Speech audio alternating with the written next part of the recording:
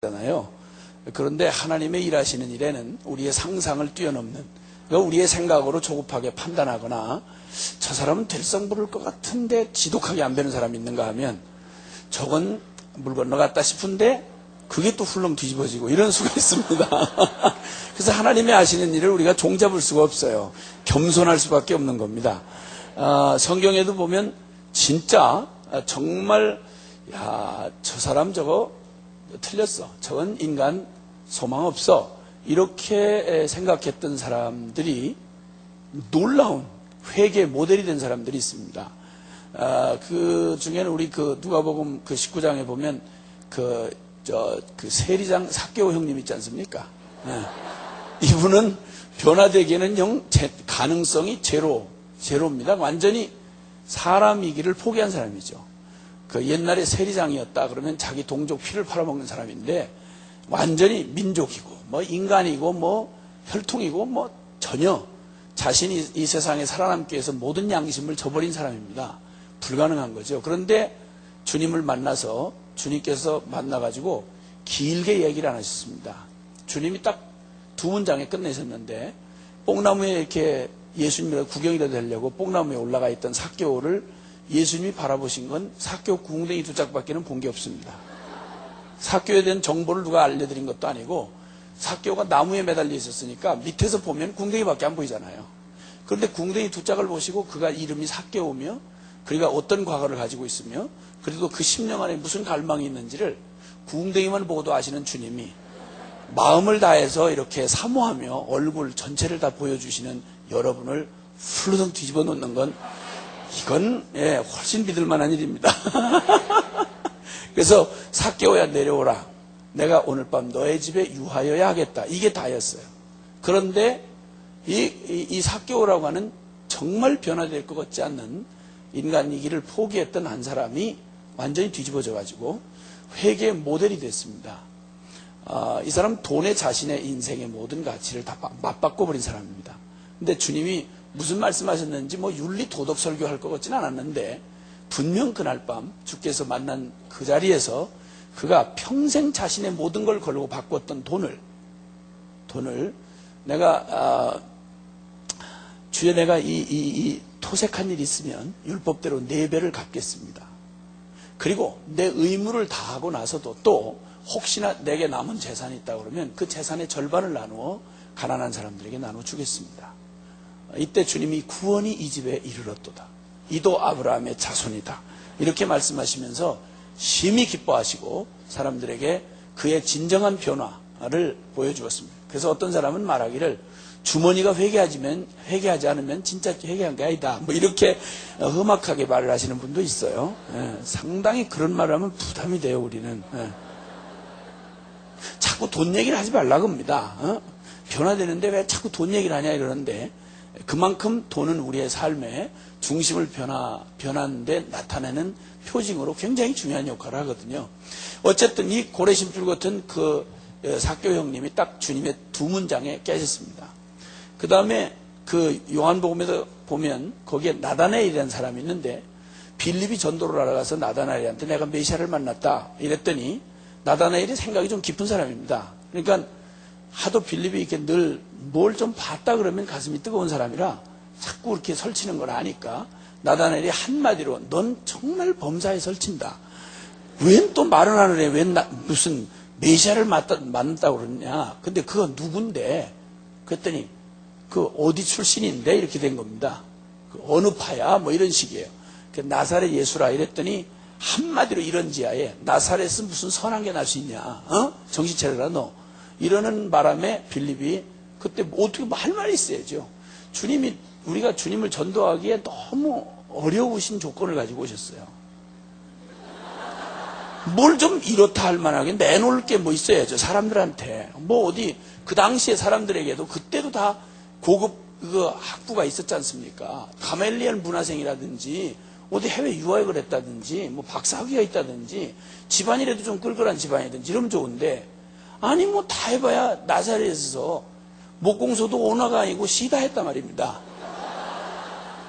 그리고 성경에 보면 고운 모양도 풍채도 없은즉 우리의 보기에 흠모할 만한 게 없다. 외모도 저보다 조금 못생기셨을 것 같아요. 흠모할 만한 게 없다고 그랬으니까. 고운 모양도 풍채도 없다고 그랬잖아요. 저는 고운 모양은 없지만 풍채는 있지 않습니까?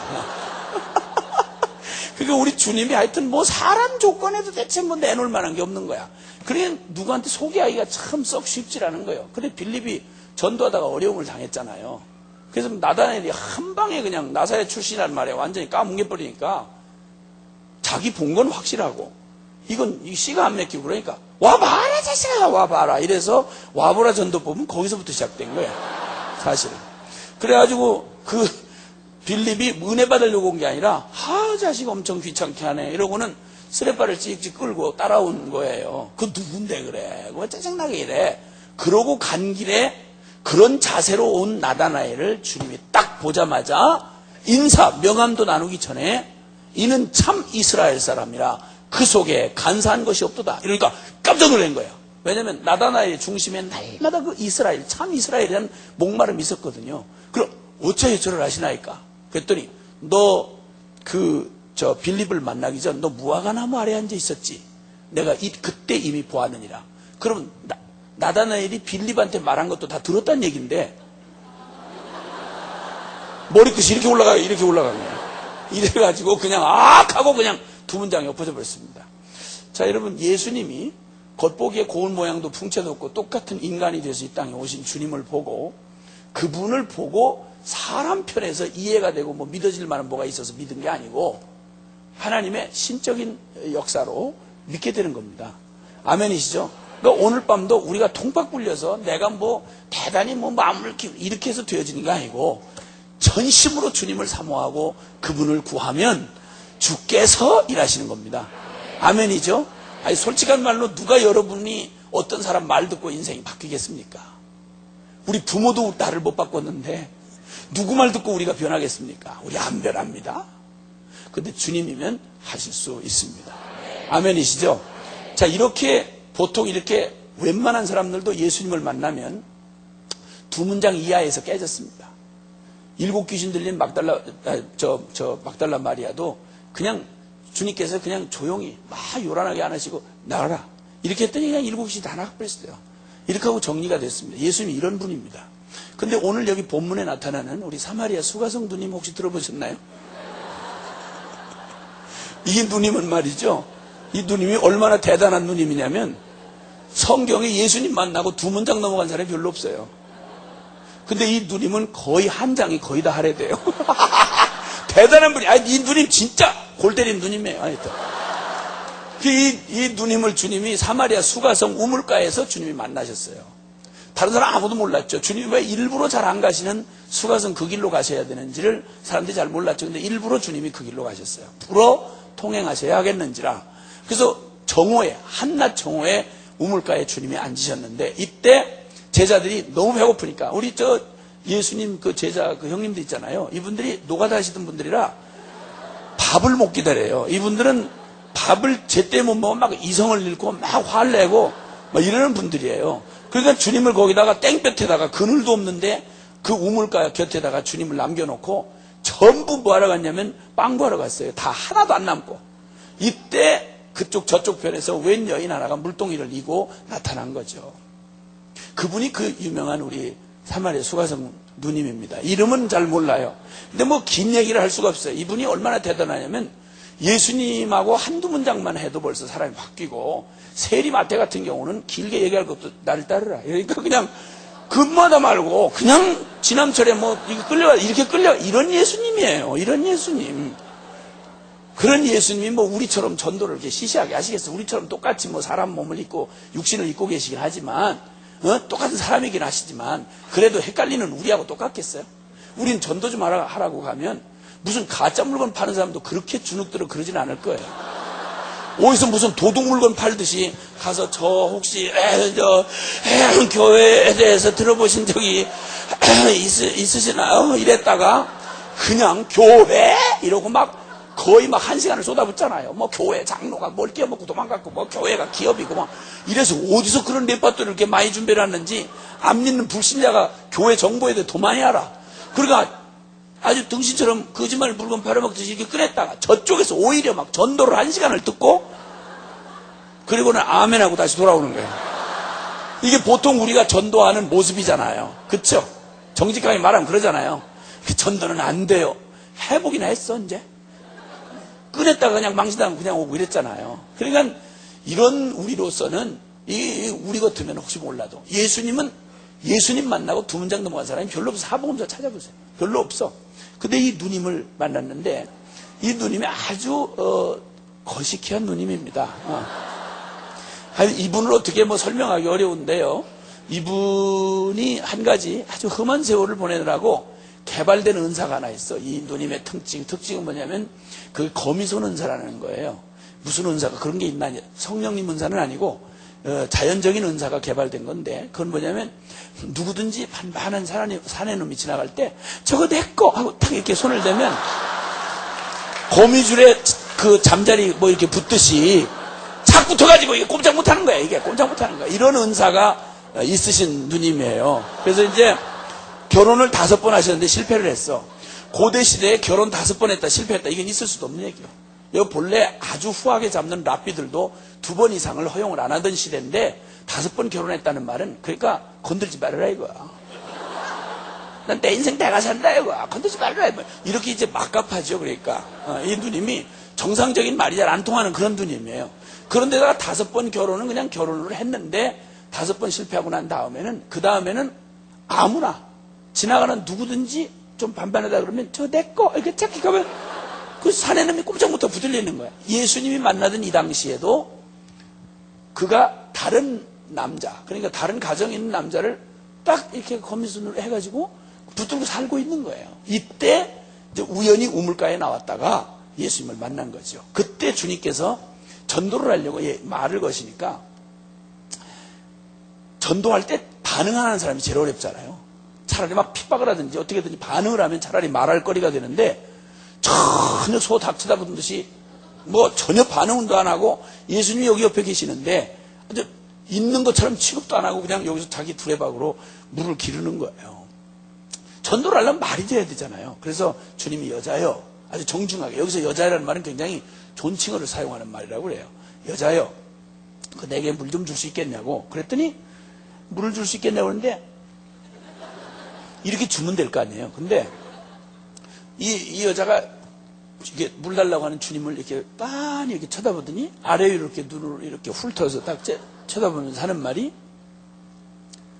난 당신은 내가 보아하니 유대인으로서 어찌하여 사마리아인 여자인 나에게 물을 달라나이까? 이래. 그가 말하자면 벌건 대낮에 왜 찝쩍거리고 난리야 이따오 이런 소리야 이런 소리. 아이 흉악한 여자 아이 흉악한 누님이에요. 이 누님 자체가 아무리 예수님이 인간 총각 예수님이지만 육체를 입으셨지만 아니 그래 어젯밤에 이빠이 술 처먹고 눈깔 빼가는 그놈하고 같겠어? 늘 주님하고 교제하고 늘 거룩하고 늘 그런 분 아니에요. 그냥 봐도 예수님 벌써 다르잖아요. 보통 남자들하고 같지 않잖아요. 보통 남자들이 어떤 남자들인데. 근데 이 누님한테는 미로통 다 남자는 다 늑대 같은 놈들이야. 이래가지고는 그러면서 당신은 유대인 남자로서 어찌 사마리 여자인 나한테 물 달라나니까 이거야. 그래서 주님이 너무 긴장하고 있는 이 누님한테 주님 말하기를 여자여 네가 만약 하나님의 선물과 너를 향하신 하나님의 그 꿈과 선물과 네게 물 달라고 하는 내가 누구인지를 네가 알았더라면 내가 너에게 물 달라고 하기 전에 네가 나한테 먼저 간절하게 구했을 것이고 내가 너에게 그 선물을 주었으리라. 아멘. 그럼 이렇게 얘기를 하는 걸 보면 우리 은혜를 참 더디 받는 우리라도 예수님의 이 얘기를 들으면 이게 그냥 보통 얘기 아니고 좀 상당히 무게 있는 얘기라는 정도는 느낌이 막 오시지? 아직도 감이 안 오세요? 그러면 수가성 누님보다 좀 심한 상태예요. 그 주님이 이렇게 얘기를 하면 얼른 알아듣고 아이고 제가 잘못 생각했습니다. 그럼 도대체 그 얘기가 하나님의 나를 향한 꿈이 있으시다는데 그 선물이 있다는데 그게 뭔지 얘기를 해달라고 하면 이렇게 정중하게 하면 될 거 아니에요. 근데 이 누님이 아주 또 살다가 남은 건 그냥 오직 그런 꼬장한 것만 남아가지고 유대인들이 원래 사마리아 사람을 무시하거든요. 그러니까 이 자존심이 딱 걸린 거예요. 그러니까 내가 너에게 생수를 주었으리라 이랬더니 이 누님이 뭐라고 그런 거 아니 이분 얘기하는 거 보니까 재밌네. 당신들 유대인들은 항상 우리 사마리아 사람을 무시하는 그런 경향이 있는데 이 우물이 무슨 우물이지 아냐고. 어? 우리 조상 야곱이 직접 판 우물이라고. 어? 그런데 물기를 그릇이 있다면 내가 있으니까 물을 주면 내가 당신에게 주지 당신에게 내줄 수는 없는 법인데 근데 당신이 나한테 물을 줄 수 있다 이런 생수를 준다 뭐 이런 얘기를 하는 걸 가만히 듣자니까 나도 아 하면 어 하고 알아듣는 사람이고 어? 산전수전 다 겪은 사람이야. 어? 당신 가만히 얘기하는 거 보니까 그럼 당신이 우리 조상 야곱보다 더 크다는 말이니까 요러고 시비를 거는 거야. 아니 그 범사해야지 시비를 걸어요. 그래서 주님께서 그래서 여자가 너무 흥분하고 이러니까 여자요 네가 그렇게 긍지를 갖고 있는 이 야곱의 우물물이라고 하는 거 그건 네 자존심 자꾸 사마리아 사람 자존심 부리고 너 그러는데 네가 그렇게 말하는 이 우물 마시면 또 목마르지 않냐? 내가 주는 물은 네가 마시면 또 목마른 이런 종류의 물이 아니고 이 물을 먹는 자마다 다시 목마르니와 내가 주는 물을 먹는 자는 영원히 목마르지 아니하리라. 아멘입니까?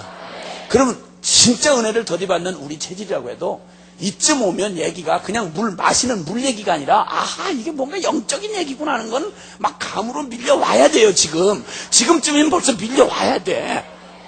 네? 아멘이시죠? 근데 이 누님은 말이에요 얼마나 대단한 누님인지 보세요. 주님이 이렇게 영적으로 상세하게 설명을 해주는데 이 말을 듣고는 또 이걸 가지고 완전히 비틀어가지고 농담으로 막 아주 비웃는 거야. 뭐라고 하니 어머나 이분 봐. 아니 무슨 물을 한번 쫙 마시면 다시는 목마르지 않는 물이 있냐 이거야. 아니 나도 솔직히 이 먼데 사람 눈 피해가지고 나 이 물 길러 오는데 나도 넌덜머리 난 사람이라고. 그러니까 그런 물 있으면 한번 나한테 줘서 나도 한번 쫙 마시면 다시는 목마르지 않는 물 그런 물 있으면 줘봐요 이러는 거야. 얘기가 이러면 사람이 말이 통할 수가 없잖아요. 뭘 좀 진지하게 듣거나 이러질 않고 농담으로 자꾸 이렇게 받아치면 이걸 어떡하겠냐 말이에요. 난 전도를 거기까지 못 가요. 제가 만약 전도를 갔다가 있다고 재수없는 거 걸렸다 이러면 난 길게 그렇게 못해요. 난 진짜 못해요. 그냥 나 같으면 조용히 여기까지 갔다 그러면 말 길게 갈 필요가 없이 조용히 두레박줄을 이렇게 쓱 뺏어가지고 그 떠들고 있는 주둥이 말 끝나기 전에 목을 2번 감아 이렇게. 그래서 풍덩 하고 나는 떠나고 때르릉 하고 영화는 끝나고 뭐 이런 식의 난 진짜 주님 정말 놀랍지 않을 수가 없어요. 주님이 이때 이러시고도 남을 봤는데 나 저 강원도에서 한국의 강원도에서 제가 교회를 섬길 때 시골 교회니까 아주 문 닫기 직전에 교회를 잠깐 부탁받아서 그 문 닫기 직전 그러니까 교인이 없어가지고 아주 없애려고 하던 교회를 노회에서 부탁을 받아가지고 그래서 이제 잠깐 이제 가서 교회를 다시 좀 부활시켜달라 뭐 이런 부탁을 받고 이제 갔는데 그 교회에서 이 고3짜리가 이제 저 엄마 집사님하고 나오기를 시작했는데 열심히 다녔어요. 고3 때. 그러더니 다음에 그 공업전문대학이라고 어디를 뭐 2년제 대학을 들어가더니 이 자식이 건방이 들어가지고는 교회를 안 나와.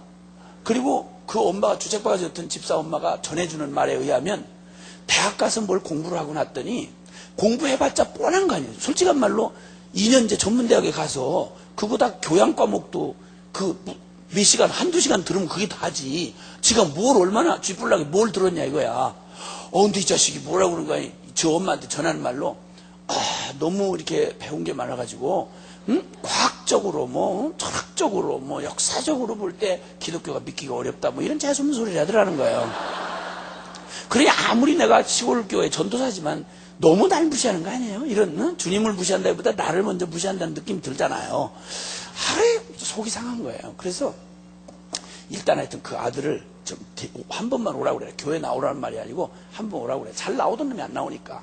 그래서 이놈을 오라고 그랬어요. 왔는데 이 자식이 이제 긴장을 활짝 하고 저 딴에는 준비를 엄청 하고 나랑 변론을 하겠다고 온 거죠. 내가 저하고 변론하겠어요?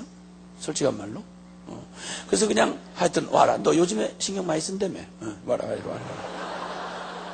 그리고 너 뭐 그렇게 너무 그렇게 신경 쓸 필요가 없다. 예수 믿는 건 그렇게 뭐 복잡하게 신경 써서 이렇게 되는 게 아니고 가만히 보니까 체질이 있는 것 같더라. 그러니까 내가 너한테 5분 동안 기독교에 대해서 얘기해 줄 테니까 그거 듣고도 뭐 안 믿어지거나 뭐 이해가 안 되거나 그러면 너무 애쓰지 말아라. 그러면 너무 애쓸 필요가 없다. 그거 뭐 그렇게 애를 써가지고 지옥 갈 필요가 뭐 있냐. 어차피 가는 지옥을 그냥 되는 대로 가다가 가지 지옥을 가는 걸 그렇게 신경 써가면서 그렇게 뭐 있냐. 어? 그러니까 하여튼 5분만 들어봐라. 그하고는 그 사형리라고 하는 전도 소책자가 있어요. 그걸 해놓고는 5분도 안 걸리죠. 쭉 이렇게 읽어줬어요. 제1원리. 그리고 하나님 너를 사람 너를 위해 놀라운 계획을 가지고 있는데 사람들이 풍성한 삶을 누리지 못하는 제2원리. 뭐 이래가면서 쭉 이렇게 읽어줬어요. 그랬더니 피식 웃으면서 이제 드디어 이제 뭐 지가 뭐 이거 별거 아닌 걸로 뭐 이런다 이거예요. 그래가지고 피식 웃어서 어휴 전혀 감동이 없는데요. 이래. 그러길래 제가 그 말을 딱 듣자마자 됐다. 확실하게 이제 됐다. 이제 널 가만히 보니까 내가 체질 테스트를 했는데 넌 정확하게 지옥 체질이다. 그리고 너 같은 애가 어차피 지옥 가야 되는데 내가 지옥 갈 놈이 앉아있는 건 나도 어려워. 어차피 지옥 갈 놈을 앞에다 놓고 내가 설교한다는 게 너무 마음도 어렵고 피차이 어렵다. 그러니까 너 다시는 너 그 재수없는 얼굴 안 보이도록 절대 교회에 나오지 말아라. 어? 그렇게 하고 그냥 혹시 네가 어디를 가다가 다리가 헛디뎌지거들랑 의심도 하지 마라. 정확하게 지옥인 줄 알고 그냥 떨어지면 됩니다. 그러고 이제 아주 나 얼마나 통쾌한지 이런 까부는 놈을 아주 완전히 떡을 만들어가지고 보낸다는 게 너무 통쾌한 거야. 그래가지고는 아씨 속으로 쾌재를 부르면서 잘 가라. 다시는 오지 말아라. 그러고 이제 보냈어요. 그랬더니 이 자식이 뭘 좀 변론해 보려다가 맞박에다가 도장을 딱 찍고 이제 지옥 도장을 찍고 갈라니까 이게 아무리 지가 안 믿는다 그러지만 너무 어렵잖아요. 그게. 그러니까 풀이 푹 죽어가지고 이렇게 하고 저 예배당 저쪽으로 나가려고 하는데 나는 속으로 통쾌하고 신이 난 거야. 아주 듣는 때부터 내 마음이 아주 어려워서 날 무시하는 것 같고 그래서 아주 어려운 것 같아요. 그래가지고 속이 너무 시원해서 이제 희쭉 웃고 나가는 것만 보려고 하는데 갑자기 그냥 뒤통수를 탁 때리듯이 주님께서 막 내 내면에 책망을 하신대. 이놈이 이게 전도사야 망도사야 이거? 아니 지옥 갈 영혼을 구원하라고 보내줬더니 지옥 도장을 하나씩 딱딱 찍어가지고 이렇게 해서 보낸 이 베라먹을 놈이 이놈이 이게 전도사야 망도사야. 이런 막 마음에 책망이 막 밀려오는데 큰일 나겠더라. 그래서 야! 너 거기서 그랬더니 이놈이 혹시나 하고 한 가닥 실오라기도 잡은 마음으로 혹시나 무슨 좋은 말이 나올까 하고 이제 이렇게 뒤를 돌아봤어요. 그러길래 너 내가 지금까지 얘기한 거 다 사실이다. 그랬더니 더 절망이 막 얼굴이 새카매져. 다 사실인데 한 가지 내가 빼놓은 게 있다. 한 가지 빼놓은 건 넌 분명히 지옥 갈 놈이지만 그러나 네가 어느 날 길을 갈 때든지 자빠지 잘 때든지 화장실에 쭈그리고 앉았을 때든지 강의실에 있을 때든지 난 진짜 이대로 지옥 가긴 싫은데 이런 생각이 들거들랑 그게 어디서든 길이서든 어디서든 무릎을 꿇고 예수 그리스도의 이름을 불러라. 그러면 지옥 안 가 구원받을 수 있다. 이 얘기를 내가 아직 못했다. 가라. 그러고 나오지 마라. 그러고 보냈어요. 그랬는데 진짜 안 나왔죠. 근데 이제 안 나오고 한 3개월인가 지났는데 내가 아래 강대상에서 기도를 하고 있는데 갑자기 낮에 문이 툭 열리더니 딱 들어서면서 그 녀석이야. 3개월 만에 들어서면서 문을 열고 들어서면 내 앞쪽으로 이렇게 오면서 무슨 말인지 아시겠어요? 나도 한마디도 못 알아듣었어. 그냥 막 격앙돼가지고 막 울면서 막 소리를 지르고 들어왔는데 나중에 이제 정리해서 들어본 내용으로는 이런 내용이야. 전도사님, 나 예수님 영접했어요! 나 구원받았어요! 이러고 울고 들어온 거야. 그게 막 너무 이제 막 격앙이 되니까 이렇게 된 거지, 이제. 그래가지고 그때 훌렁 뒤집어져가지고 그래서 한국에 있는 총신이라는 학교를 나가서 목사가 됐지 않습니까? 그리고 청년부를 맡아가지고 얼마나 청년들을 쥐잡듯이 하고 막 그러는지 내가 들을 수가 없더라고. 그래서 내가 이 자식 이거 과거를 내가 가서 까발려? 내 이런 생각이 들었어. 근데 그렇게 하면 우리나라 정치인들 같아가지고 에이 품위가 아니라고 그래서 그냥 내버려 뒀어요. 그냥 나는 전도를 뭘 길게 잘 못해봐. 근데 우리 주님이 이 누님 앞에 시달리고 있는 게 너무 마음에 안 나요. 아이고 그래. 아유 참나. 그 도저히 말이 안 되시니까 주님이 이 여자가 도저히 마음을 열고 그렇게 안 하니까 갑자기 화제를 바꿔서 물 얘기하시다가 네 남편 데려와라 이러신 거야. 깜짝 놀래가지고 이 여자가. 근데 이 누님이 얼마나 거시기한 누님인지 보세요. 우리 같았으면 생전 처음 만난 분이 네 남편대로 하려면 얼마나 놀랄 일이에요. 그러니까 얼른 그냥 거짓말이 입에 붙은 사람이라 난 남편이 없는데요? 이렇게 대답을 했단 말이에요. 그러니까 주님이 그가 오리발을 내미니까, 남편 없다고 오리발 내미니까 주님이 닭발을 딱 잡아내신 거예요. 그래가지고 따라합시다. 우리 주님은 우리가 오리발 내밀면 닭발을 잡아내시는 분이시다. 그래가지고는 그냥 너 옳도다. 네 거짓말이, 네 남편 없다는 거짓말이 참말이 되었도다. 너 남편이 본래 5이 있었으나 지금 사는 그 남자는 네 남편이 아니고 남의 남편이니 네 남편이 없다는 내 말이 거짓말이 참말이 되었도다. 이쯤 됐으면요, 생전 처음 만난 그런 분이 이렇게 쪽집게처럼 그냥 팍 찌르면 우리 같았으면 말이죠, 그냥 쓰러졌죠. 이렇게. 응? 와우, 얼마나 두려운 일이에요. 근데 이 누님이 얼마나 대단한지, 어우 세네 하고 안 넘어져. 아니 이게 성경에 있는 얘기요. 성경에 있는 얘기인데 세네라고는 직접 없지. 그런데 뭐라고 그러는 거야? 어우, 내가 보니 선지자로서 이다? 이 말이야. 우리나라 말로 하면 쪽집게네 이런 말이야. 놀랬네 이런 뜻이야. 이런 뜻. 그래서 의역을 한 거지. 그러니까 여자가 도로 물러나지를 않고 종교 논쟁으로 들어가는 거야. 딱 이거 밀리다가 안 되겠으니까 공격을 하는 거예요. 오히려 예수님한테.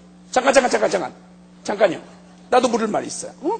당신들 유대인들 잘난 척하는 당신들은 예루살렘으로 해야 거기서 구원이 있다고 그러고, 우리는 이 산으로 예배해야 된다는데, 그리고 무슨 파가 그렇게 많아요? 믿으면 다 한 파지 뭐 이 파 저 파 뭐가 그렇게 많아? 그리고 뭘 잘난 척을 해요? 그게 뭐 다 그런 얘기를 하던데, 뭐 당신들 얘기한다고 당신들이 옳고 우리는 뭐 아무것도 아니고 그러냐고 말이야.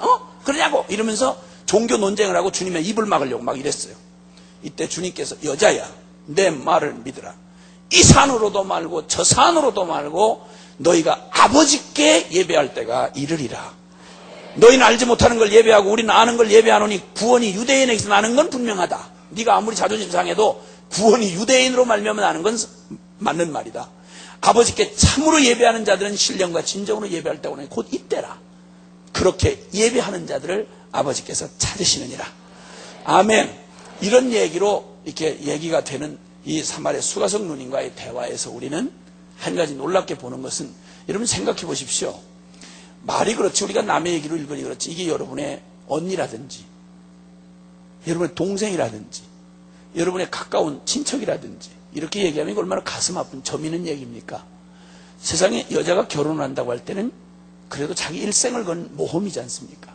이게 무슨 일인 줄 모르겠는데 5이 다 죽었는지 사별을 했는지 아니면 살다가 이혼을 했는지 모르겠는데 대체로 보면 사별한 것 같아요. 남편이 결혼하는 쪽쪽 얼마 못 가서 사별을 할 때는 한 번은 그렇다 쳐요. 2번째 그러면 사람들이 동정이 아니라 의심의 눈으로 보죠. 3번째 되면 사람들이 무서워 곁에 안 갈 거예요. 어머나 저 사람한테 가면 죽는가 봐 이렇게 될 거 아니에요.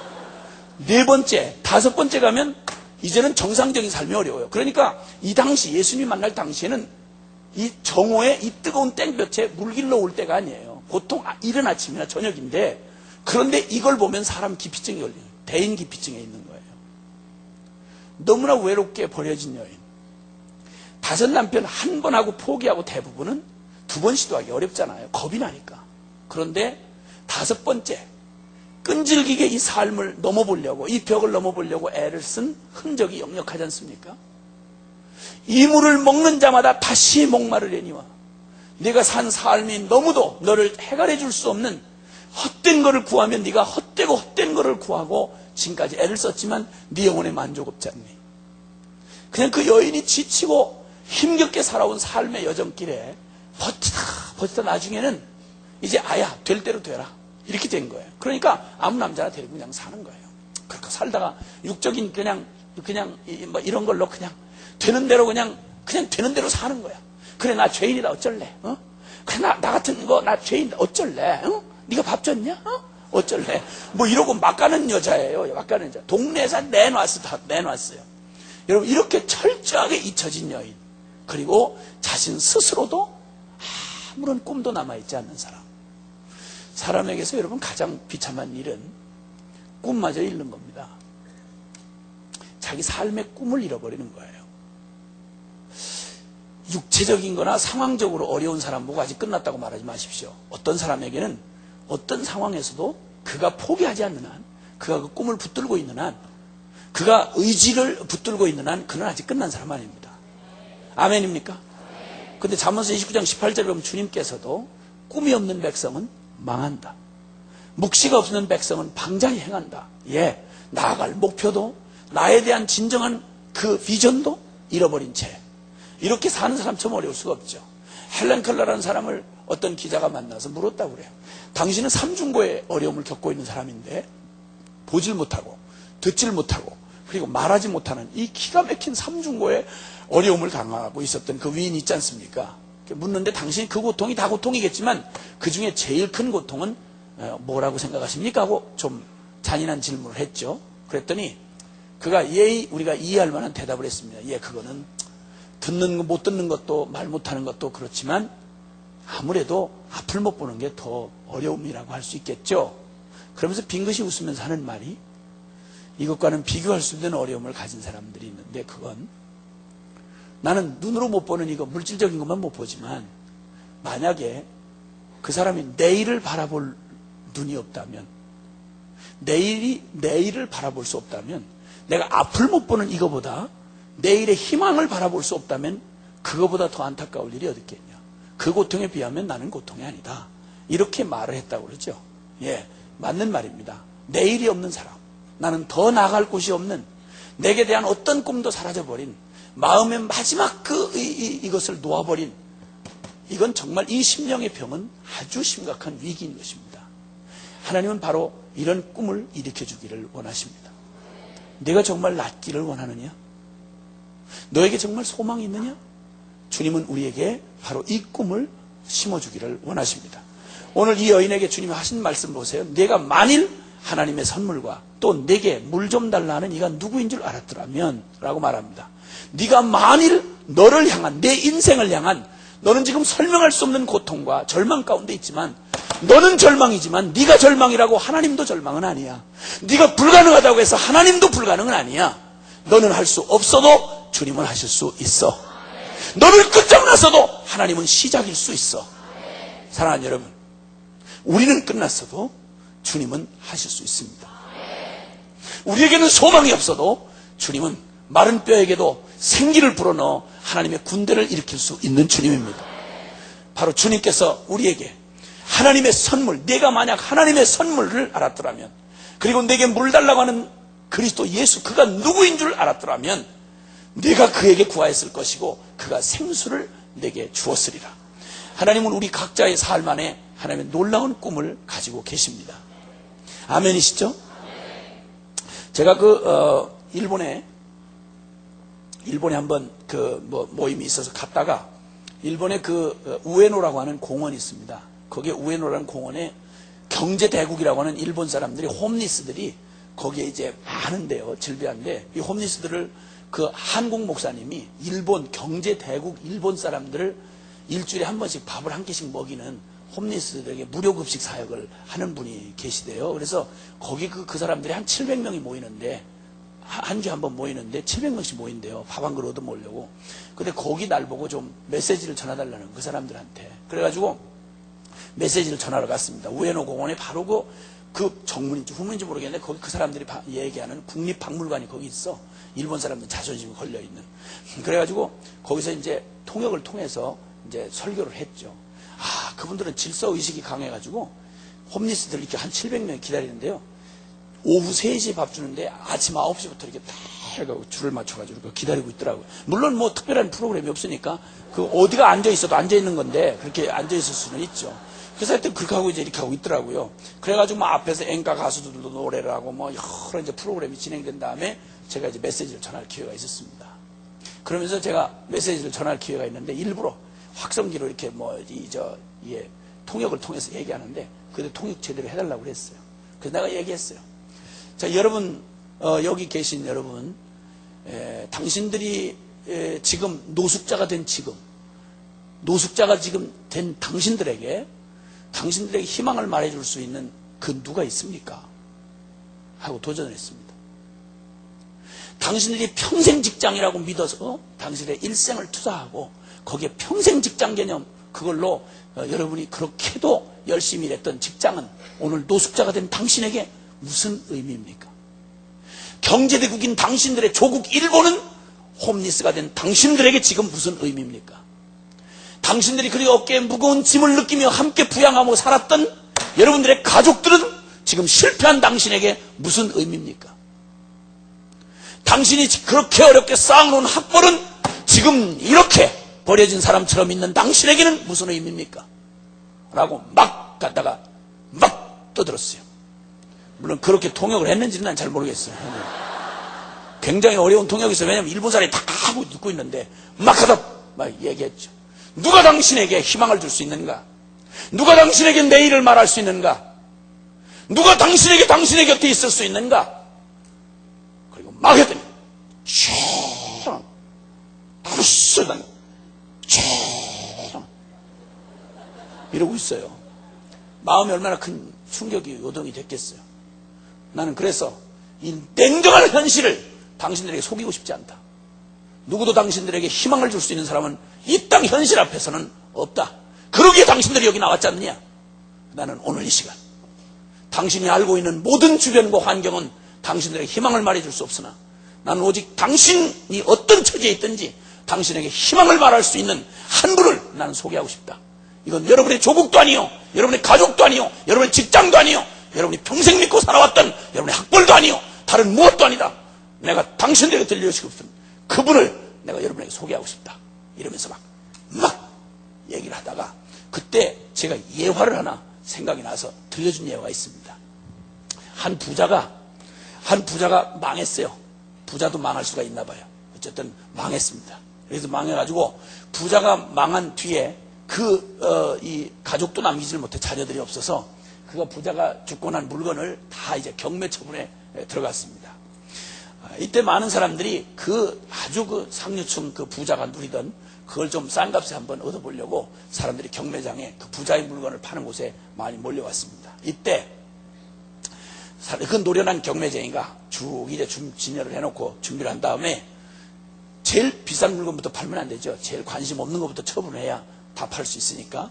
그래가지고 둘러보다가 전부 다 진지하게 바라보고 있는 청중들 앞에서 이렇게 둘러보다가 그 중에 제일 사람들이 관심을 갖지 않을 만한 아주 낡아빠진 바이올린 악기 케이스가 있는 걸 본 거예요. 먼지가 쌓이고 벌써 주인의 손에서 손을 떠난 지가 오래된 것 같은 낡은 악기통을 보고는 그것을 이제 해서 먼지를 훅 불고 툭 턴 다음에 뚜껑을 열어보니 일설건 다 있어. 그래서 그걸 꺼내가지고 아주 낡고 초라해 보이는 이제 바이올린을 들고 흔들어대면서 이거 누가 가져가겠냐고 이랬더니 사람들이 응찰을 하지 않습니다.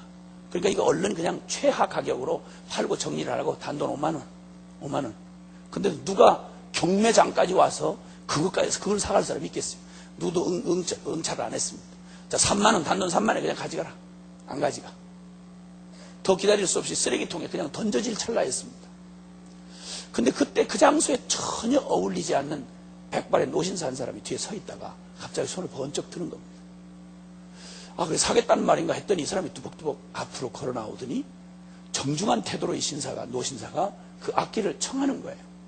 그래서 이게 무슨 일인가 싶어서 그냥 건네줬는데 그가 꼭 무슨 보물을 다루듯이 아주 정성스럽게 그 바이올린 꼬질꼬질하게 때가 끼고 먼지가 낀 바이올린 손수건을 꺼내더니 정성스럽게 닦고는 익숙한 동작으로 그 현을 조이고 그리고 연주사를 취했습니다. 그리고 소리를 몇 번 조율하는가 하더니 갑자기 드디어 막 예고 없이 그 아름다운 선율이 흘러나오는데 처음에는 이게 무슨 일인가 하고 당황했다가 얼마나 아름다운 선율이 그 경매장 안을 메우는지 사람들이 이게 한참 듣다가 그만 전부 음악에 빠져들어가지고 이게 경매장인지 음악회장이 다 잊어버리고 넋을 잃고 바라보다가 너무너무 아름다운 그 노련한 솜씨에 그 낡아 빠진 바이올린 통해서 도대체 나온다고 생각이 될 수 없는 너무 아름다운 선율이 나오니까 사람이 너무 아름다운 소리를 듣거나 보면 감동에 눈물이 흐르지 않습니까? 여기저기서 소리 없이 눈물을 흘리는 사람들이 보이기 시작했어요. 몇 곡의 연주가 흘러가는 동안 참 감동의 도가니였습니다. 경매쟁이도 넋을 잃고 지가 지금 뭐하러 있는지를 모르고 넋을 빠진 채로 그냥 그 소리에 그냥 넋을 잃고 있었습니다. 그 사람들이 감동해서 깨어나지 못하고 있을 때 그 노신사가 그 바이올린을 경매장에 건네주었습니다. 그리고 다시 뚜벅뚜벅 걸어 들어갔습니다. 경매장에 정신을 차리고 나서 세상 흥분해서 이걸 그냥 들고 할 수 없는, 덜덜 떨면서 들고는, 여러분 이거 누가 사시겠습니까? 그랬더니 단돈 5만 원에도 응찰을 안 하던 사람들이 여기서 300만 원, 여기서 500만 원, 이런 바람에 그날 500만 원에 가져갔답니다. 이 얘기를 제가 했어요. 사랑하는 여러분, 주인의 손을 떠난 지 너무 오래됐고, 줄은 줄대로 풀어지고 먼지와 때가 낀 채로 이 낡아 빠진, 너무도 오랫동안 잊혀져 있는 이 악기통 속에 무슨 아름다운 선율이 들어있을 거라고 누가 생각하겠느냐. 어설프게 이걸 연주해 보려고 이런 사람 저런 사람, 여러분의 부모가 여러분의 인생을 한번 연주해 보려고 어설프게 시도했다가 넌 왜 그래? 넌 그거밖에 안 돼. 넌 원래 그렇잖아. 야 이놈아, 네가 뭘 하겠어? 한번 여러분 자신의 생애를 한번 누군가 한번 와서 손을 댔다가는 넌 틀렸어, 넌 안 돼, 그것밖에 될 수 없어 라는 말로 내던져지고, 이 사람 저 사람 당신의 삶을 찾아왔지만 당신의 인생을 연주해 보려던 사람들은 당신 안에 무슨 노래가 들려있는지, 어떤 보배로운 음악이 들려있는지 아는 사람 아무도 없고 연주해 낼 사람도 없어. 그런데 오늘 이 노련한 연주가의 손에 이 낡아빠진 바이올린이 들리는 순간 누구도 상상할 수 없었던 아름다운 선율, 거기 담겨진 아름다운 노래가 흘러나올 수 있었던 것처럼 당신의 생에 지금 버려진 잊혀진 낡은 바이올린처럼 줄은 풀어지고 먼지는 끼고 주인의 손에 잊혀진 지 너무 오래된, 그래서 나도 나 자신에서 실망하고 내게 어떤 아름다운 것도 기대할 수 없는 당신이 포기해버린 그 삶, 그 삶을, 당신 삶 안에 담겨진 비밀을 아는 유일하신 한 분이 있어. 그리고 그분이 당신의 삶을 가장 아름답게 연주해낼 수 있는 그분도 오직 한 분이에요. 나는 그분을 여러분에게 소개하고 싶어. 그분은 바로 예수 그리스도야. 할렐루야. 사랑하는 여러분, 우리의 삶에 우린 각기 다른 우리 나름대로의 삶을 살아왔습니다.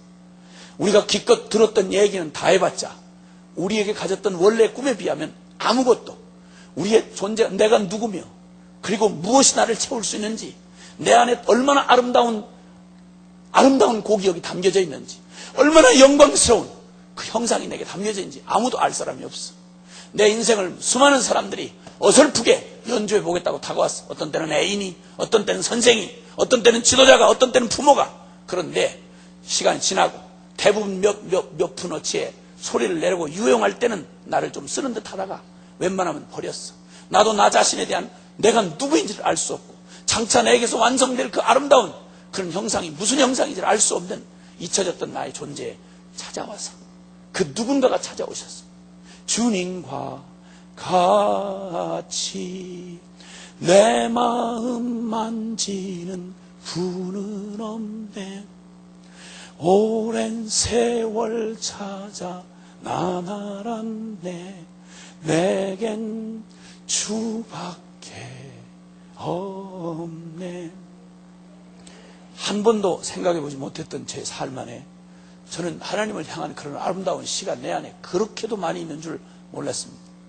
찬송가 600장을 떠들을 때마다 이건 전부 저작권 침해에 해당하는 겁니다. 이건 전부 제 안에 내가 시를 쓸 수 있는 실력이 없어서 그냥 갇혀 있었던 내 안에 시를 전부 딴 사람이 나한테 묻지도 않고 이렇게 찬송가 가사로 이렇게 다 만들어 놓은 겁니다. 은혜스러운 일이기 때문에 내가 고소를 안 해 그렇지, 이거 전부 제 안에 있던 시였습니다. 이게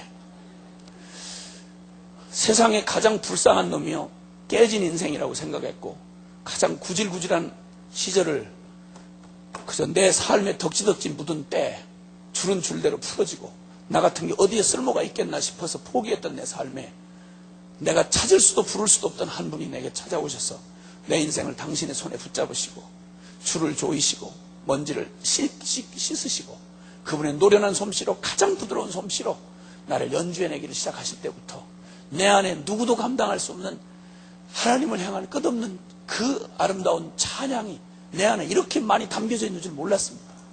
나는 밥만 많이 먹는 줄 알았어요. 그랬더니 아니야, 여기서 나올 게 많더라고. 할렐루야. 주님이 저와 여러분의 삶을 향해서 주님이 엄청나고 놀라운 꿈을 가지고 계시는 것입니다. 하나님의 꿈 말입니다. 우리가 잡다하게 여기서 들은 이 사람 저 사람한테 들은 이런 얘기 말고요. 뭐 인간 자아를 성취해라, 비전을 가져라, 정상을 정복해라, 이런 말 말고 말입니다.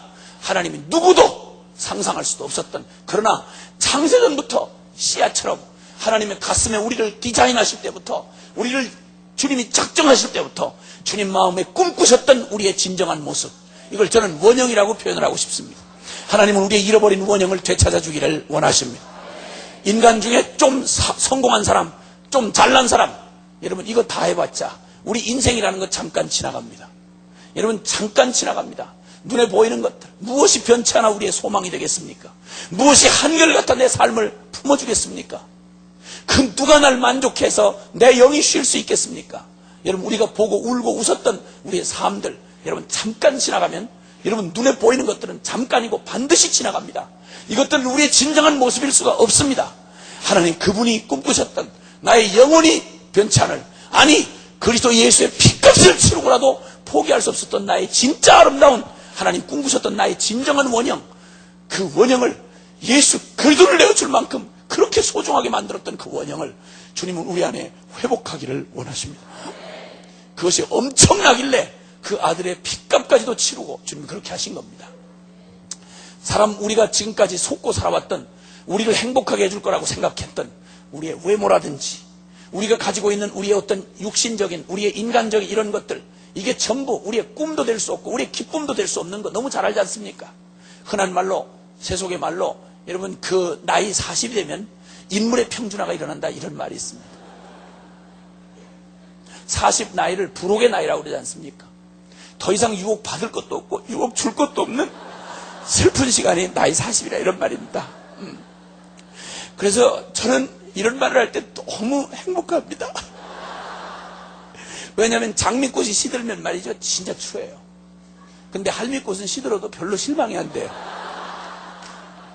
인물 하나 세속적으로 생긴 거 가지고, 반반하게 생긴 거 가지고 사람 무사람의 마음을, 애간장을 녹이고 잘난 척하고 톡톡 털고 돌아다니는 것들 조금만 기다리라 이거야. 나이 40이면 인물의 평준화가 일어나. 조금만 기다리라 이거예요. 수여. 그리고 나이 50이면 학벌의 평준화가 일어난다고 그러죠. 여러분 나이 50만 돼보다 한국 사회에서 나이 50이면요 명태순위 1위야. 학벌이 높을수록 명태순위 1위라고. 수여. 정주행 왕회장 같은 경우는 초등학교도 못 나왔는데 그 밑에 박사가 바글바글 했대. 수여. 이런 얘기할 때 또 나는 또 너무 신나요. 왜냐면 난 가방끈이 짧거든. 그 다음에 나이 60이면 건강의 평준화가 일어난다고 그러죠. 여러분 너무 그렇게 저거 하실 때 너무 무리하게 그렇게 하지 마세요. 막 아령을 들고 땡수 마찰하고 이렇게 해서 등판을 거의 20대 등판으로 만들어 놓으시고, 누가 보고 아유 이 친구 몸 좋네, 돌아보시, 나 72이야 이러시면 부러운 게 아니라 무서워요. 그러니까 우아하게 늙으시는 게 좋아요. 아주 늙으실 때는 우아하게 늙으셔야 좋은 거지. 그렇게 너무 악을 쓰고 마지막 입새라고 하는 건 시상에는 아름답게 들리지만, 여러분 현실로 볼 때는 벌레 먹은 이파리 하나가 안 떨어지려고 파르르 떨면서 이렇게 하고 있어요. 너무 어려워요. 마음에 사람이 올 때가 있으면 갈 때가 있는 거고 다 그런 거지. 그리고 저 외모도 나이 40만 돼도 그런데, 어떤 사람이 자랑삼아 그러더라고. 자기 주름 제거 수술을 했대요. 입는 게 돈밖에 없어가지고 주름 제거 수술을 했는데 어떻게 했냐고 물어봤더니 머릿속을 이렇게 따가지고 주름 번쩍 이렇게 해서 잘 때도 눈이 안 감긴대, 이렇게. 무서워 죽겠 진짜. 주름을 너무 팽팽하게 당겨가지고 눈이 다 안 감긴대, 잘 때도. 무서워 죽어요. 그 신랑이 그 노이로제 걸리게 생겼어, 그거. 이런 것들이 우리의 인생의 목표가 될 수 없잖아요. 솔직한 말로. 그렇잖아요. 그렇죠? 인생은 다 지나가게 돼 있는 거예요. 아멘. 사람은, 이건 내 말이 아니고 성경에 다 있는 말이야. 베드로전서 1장 24절에 보면, 사람은 풀과 같고 그 영광은 풀의 꽃과 같으니 풀은 마르고 꽃은 시드나 주의 말씀은 세세토록 있도다 하였으니 너에게 전한 복음이 바로 이 영원한 말씀이니라. 아멘입니까? 그러니까 사람이 허망한 건 영원하지 않은 데서 허망한 겁니다. 여러분 화끈하게 사랑했는데 어느 날 세월 지나고 나니까 이 자식이 신발 받고 신었다. 이거 얼마나 허망한 얘기입니까, 여러분? 사람들이 여러분 환영하고 막 받아주고 그러지만 여러분 그래도 괜찮은 자리에 앉아있을 때, 쓸모 있을 때 여러분 주변에 친구니 사돈의 팔촌이 오지 여러분 망하고 병들어 보세요. 여러분 누가 한결같아서 나를 받아주겠어? 어떤 놈이 한결같아 나를 받아주겠냐고. 인생 정말 비참한 거예요. 괜히 잘 나갈 때 겸손하세요. 크리스마스 추리 같은 인생이 있다고. 크리스마스 추리 같은 인생. 여러분 철진한 크리스마스 추리 보셨어요? 너무 바빠가지고 저 더워서 땀이 비질비질 나는 5월달까지 못 치운 크리스마스 추리. 시절이 맞을 때에는 크리스마스 때는 화려해. 그런데 시간 다 지나고 바빠서 그냥 먼지는 뿌옇게 끼고 금줄 은줄 다 충들어지고 은종 금종 이렇게 이렇게 해가지고 나중에 그거 다 청소할 때 보면 다 그거 뜯어내면 제게 있는 게 없어. 전부 남에 갖다 붙인 거예요. 우리가 나라고 인정하고 살아왔던 나의 외모 이거 지나가. 내 거 아니야. 거기다 뭐 학벌, 지위, 뭐 어디 명예, 뭐 껍적거리고 과거 자꾸 얘기하고 그러는데 솔직한 말로 그거 전부 다 내게서 나온 게 아니야. 다 붙인 거지. 이거 나중에 철질하면 떼내야 돼요. 회장님이 언제까지 회장님이야? 정직하게 말해서. 이거 다 떼낼 때 떼어내고 나면 비석말라 비틀어진 죽은 크리스마스 추리 하나만 덜렁이고 남아요. 이거 비참한 거예요. 이거 비참한 거예요. 생명 없으면 이렇게 비참한 거야. 아멘이세요? 이런 허망한 걸 우리의 꿈이라고 생각하고 이상이라고 생각하고 이런 걸 무슨 비전인 양 사람의 야망을 비전이라고 이게 뒤범벅해놓고 이렇게 해가지고 정말 마땅히 바라볼 걸 바라보지 못한 채 헛된 것에 이물을 먹는 자마다 다시 목마르리니만 이물을 먹는 자마다 다시 목마르리니만 더 깊은 갈증과 더 미칠 것 같은 인생의 실패를 본 다음에 세월 청춘 다 지나간 다음에 후회하고 회복할 길이 없는 거예요. 주님께서 우리의 인생에 더 늦기 전에 지금 이 밤에 하나님께서 우리의 눈을 열어서 하나님의 비전을 보게 해주시옵소서. 영원히 변하지 않는 진정한 가치 그리고 나를 창세전부터 꿈꾸시던 지금부터 영원까지 변하지 아니할 하나님이 꿈꾸셨던 나의 진정한 나 어떤 것들로 걸친 거 말고 처음 사람 아담과 하와가 아무것도 입지 않았으나 벌거벗었으나 그들이 부끄럽지 않더라. 이 말은 얼마나 영광스러운 존재면 아무것도 덧붙일 이유가 없어. 아무것도 덧붙일 이유가 없이 그 존재 자체가 영광스러운 거예요. 하나님이 이 영광을 우리 안에 다시 회복해 주기를 원하십니다.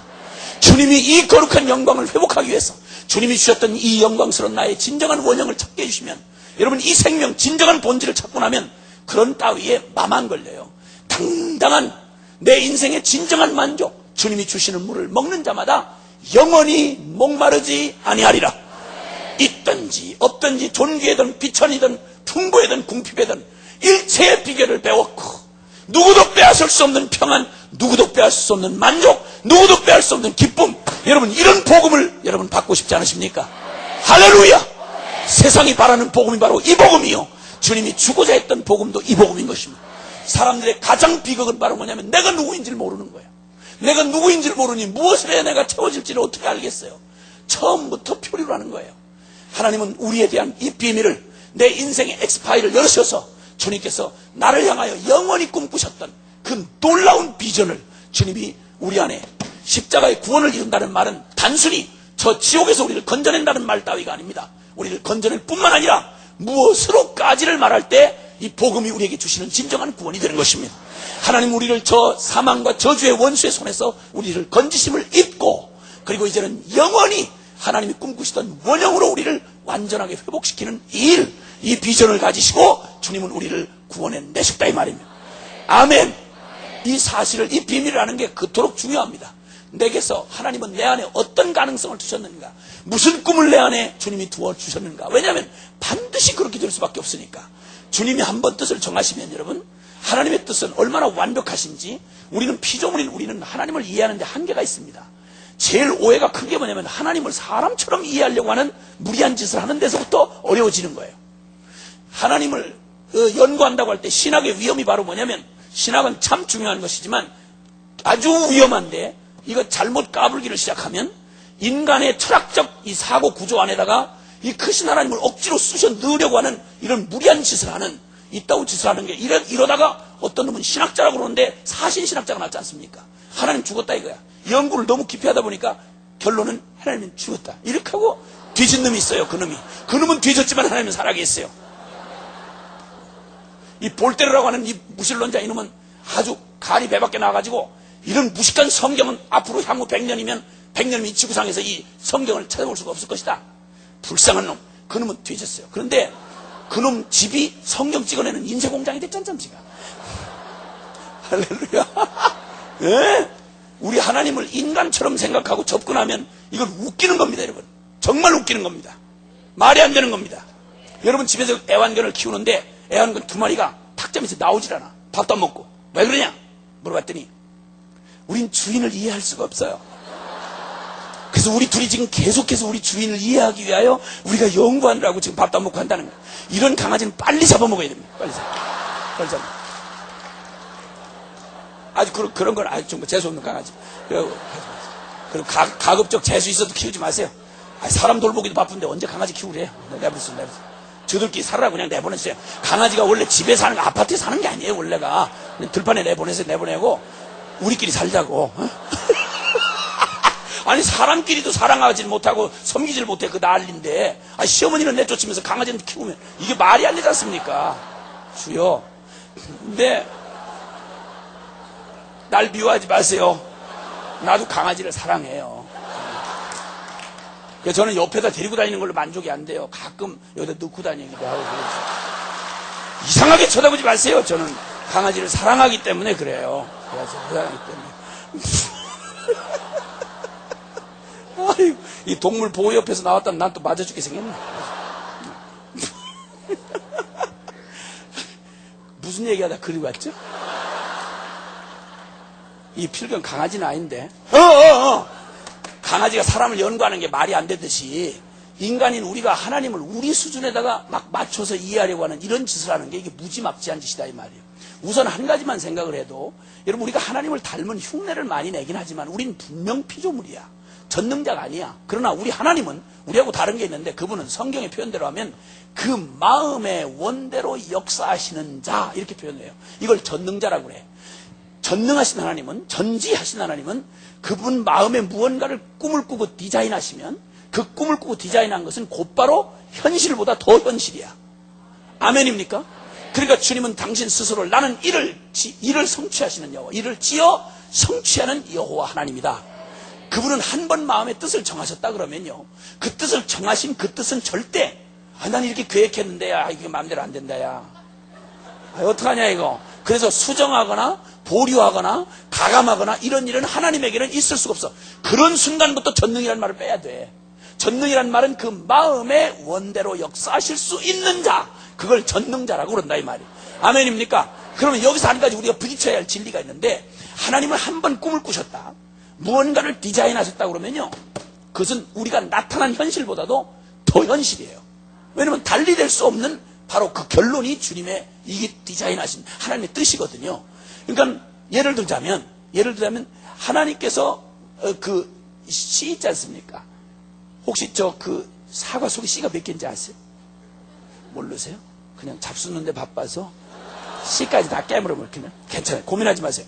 그럼 그 사과는 다시 사서 쪼개보면 몇 개 있는지 알 수 있어요. 그렇죠? 그러면 다시 묻겠어요. 두 번째 질문을 위해서. 그러면 사과 씨 속에는 사과가 들어있을까요? 안 들어있을까요?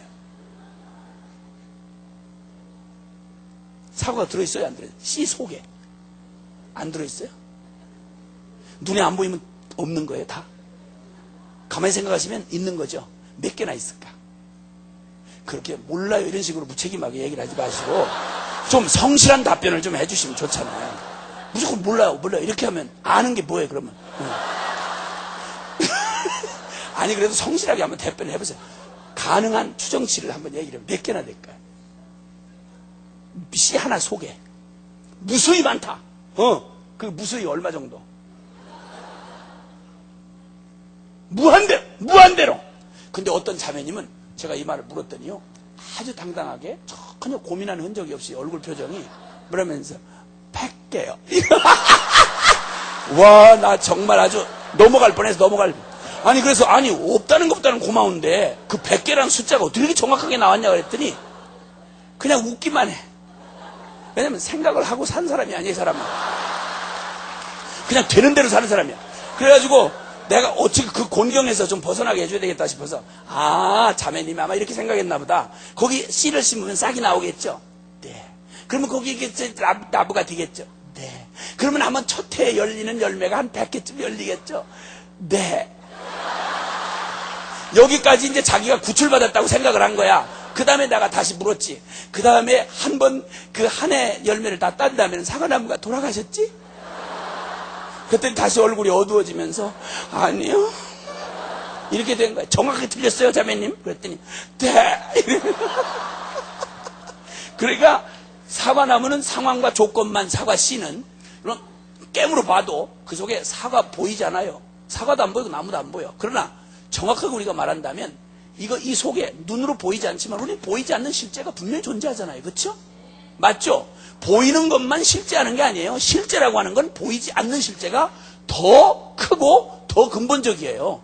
아멘입니까? 사람도 외모를 볼 수 있는 외모는 단 1초 동안에도 볼 수 있지만, 한번 봐보세요. 한번 1초 동안 옆에 사람을 시험 안 들게 살짝만 쳐다보세요. 살짝만 쳐다보세요. 옆에 사람을. 시키는 대로 하면 은혜를 받아요. 네, 이렇게 하고 다. 그 다음 됐어. 저를 쳐다보세요. 그 다음에 저만 쳐다보고, 옆에 사람 쳐다보지 말고 저만 쳐다보고 저를 따라 하시는 거예요. 진짜 부담스럽게 생겼네.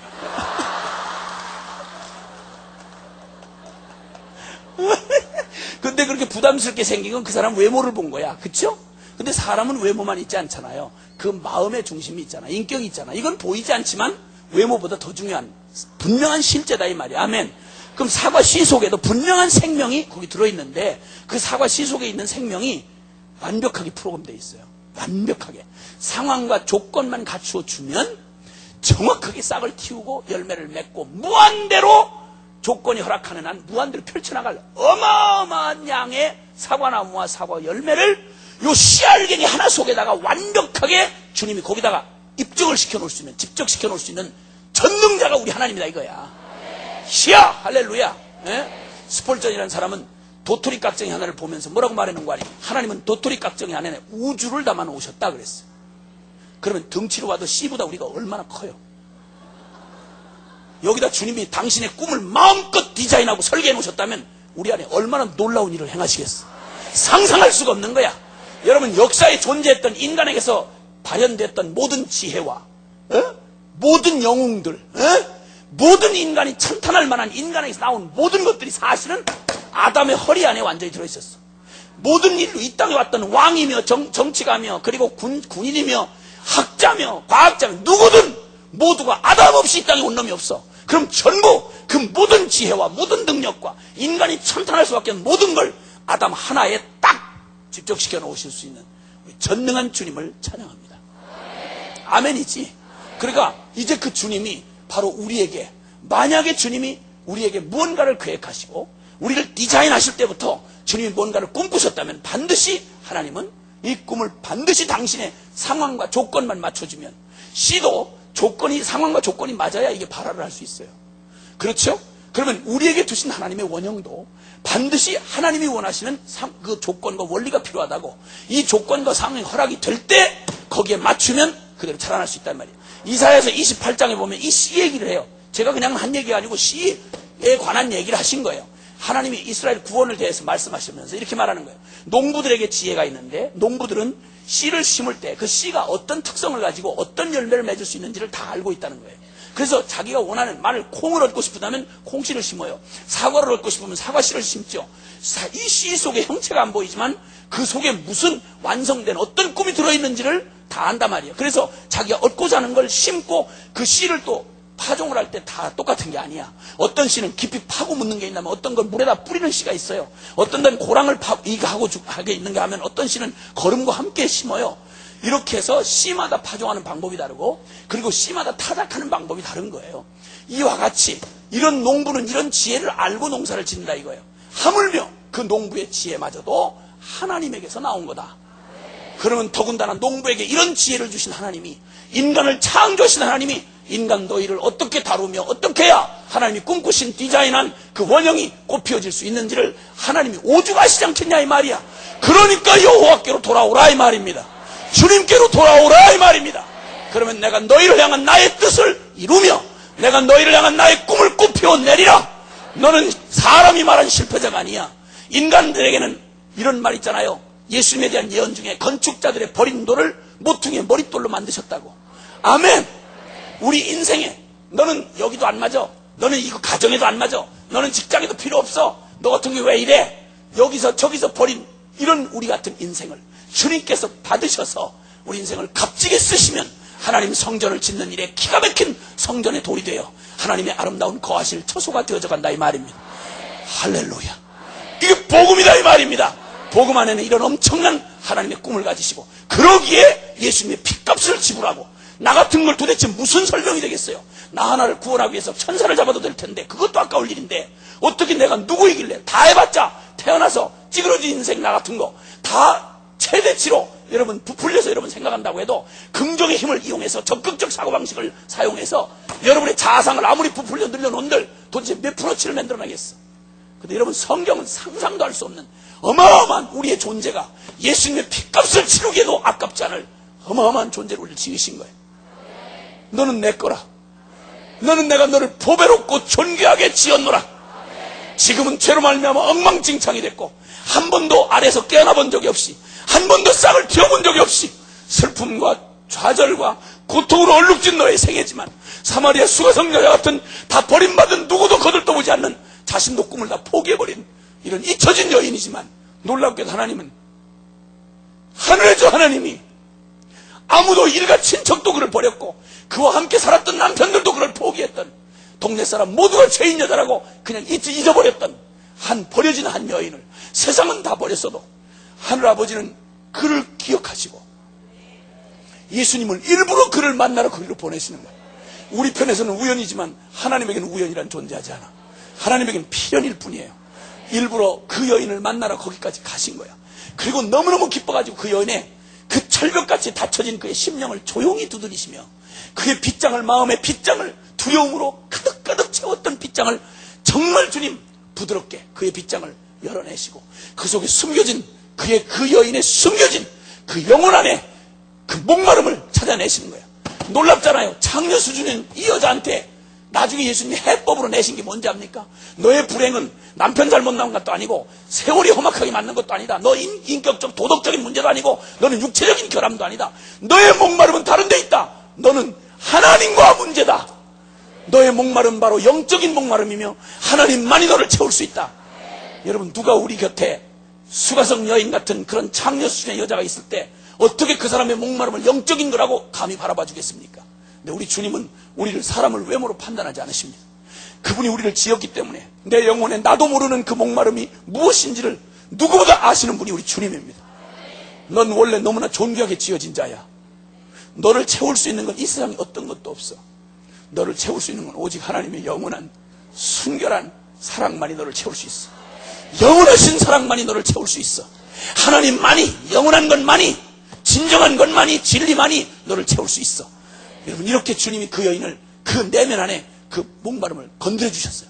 이때 깜짝 놀랄 건, 여러분, 어떻게 그렇게 천박하고 육적으로 살던 이 여자가 주님이 예배에 관한 주제로 말하시는 거예요. 이제는 신령과 진정으로 예배할 때가 오나니 곧 이때다. 하나님은 이렇게 하나님을 찾는 자들을 하나님이 먼저 찾으시느니라. 유대인도 사마리아인도 아니다. 네가 어느 만큼 깊이 떨어져 있느냐, 덜 타락했냐, 이거에 있지 않다. 네가 어느 곳 깊은 곳에 잊혀져 있다 할지라도 하나님은 네가 진정으로 생명으로 하나님을 부르면 하나님은 네가 찾기 전에 먼저 하나님이 너를 찾고 계신다.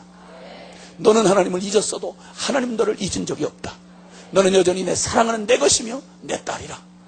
여러분, 그러면 얘기를 해줬더니 이 사마리 수가적 여자가, 그렇게 마음을 열지 않고 철벽처럼 버티던 여자가 갑자기 뭐라고 하는, 얼굴이 갑자기 슬퍼지면서, 주여, 그렇게 꿈같은 얘기는 나도 어렸을 때부터 말하던 우리 조상들이 얘기해오던 언젠가 먼 훗날 세상 끝날에는 메시아라고 하는 이가 오실 텐데 사람으로서는 기대할 수 없는데 이제 오직 한 가지, 저도 한 가닥 이렇게 창녀 같은 내 마음 속에도 마지막 포기할 수 없었던 단 한 가지, 그건 언젠가 오신다던 메시아, 그가 오시면 그런 비밀에 대해서 얘기해 주겠죠.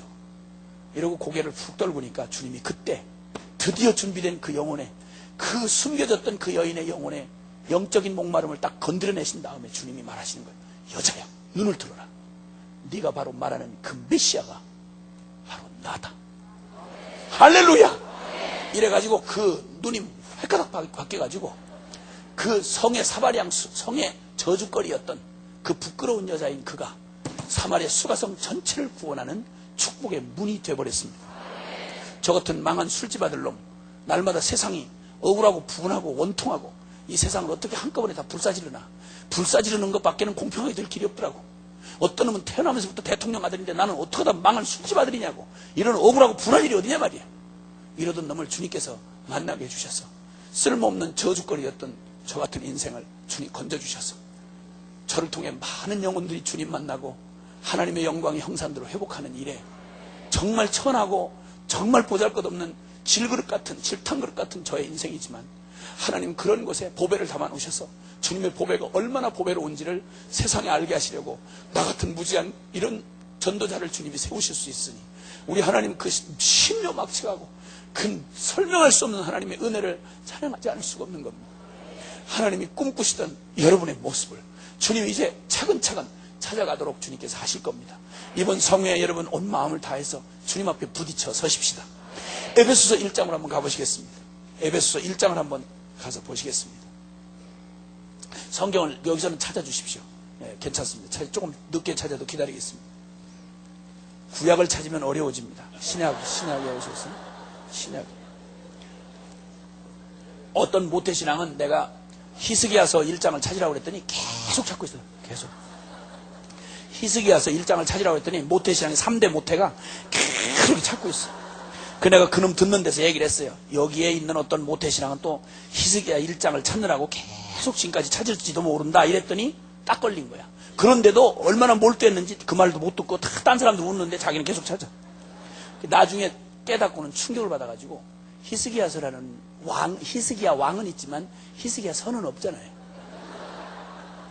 나중에 그 충격을 받고는 거꾸로 너무 자괴감이 밀려와서 너무너무 자괴감이 밀려와서 십자가 앞에서 죽고 지금은 순회 선교사가 됐어요. 아주 흉악한 모태신앙 많아요. 아니면 에베소서는 찾으셔야 돼요. 얼른 1장. 에베소서 1장 찾으셨어요? 3절부터 3절부터 그 다음에 6절까지 같이 함께 시작.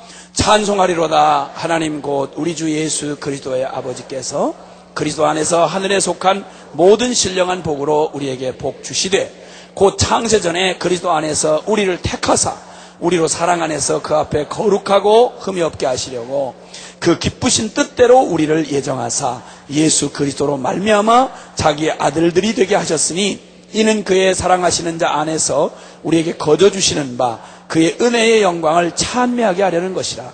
아멘.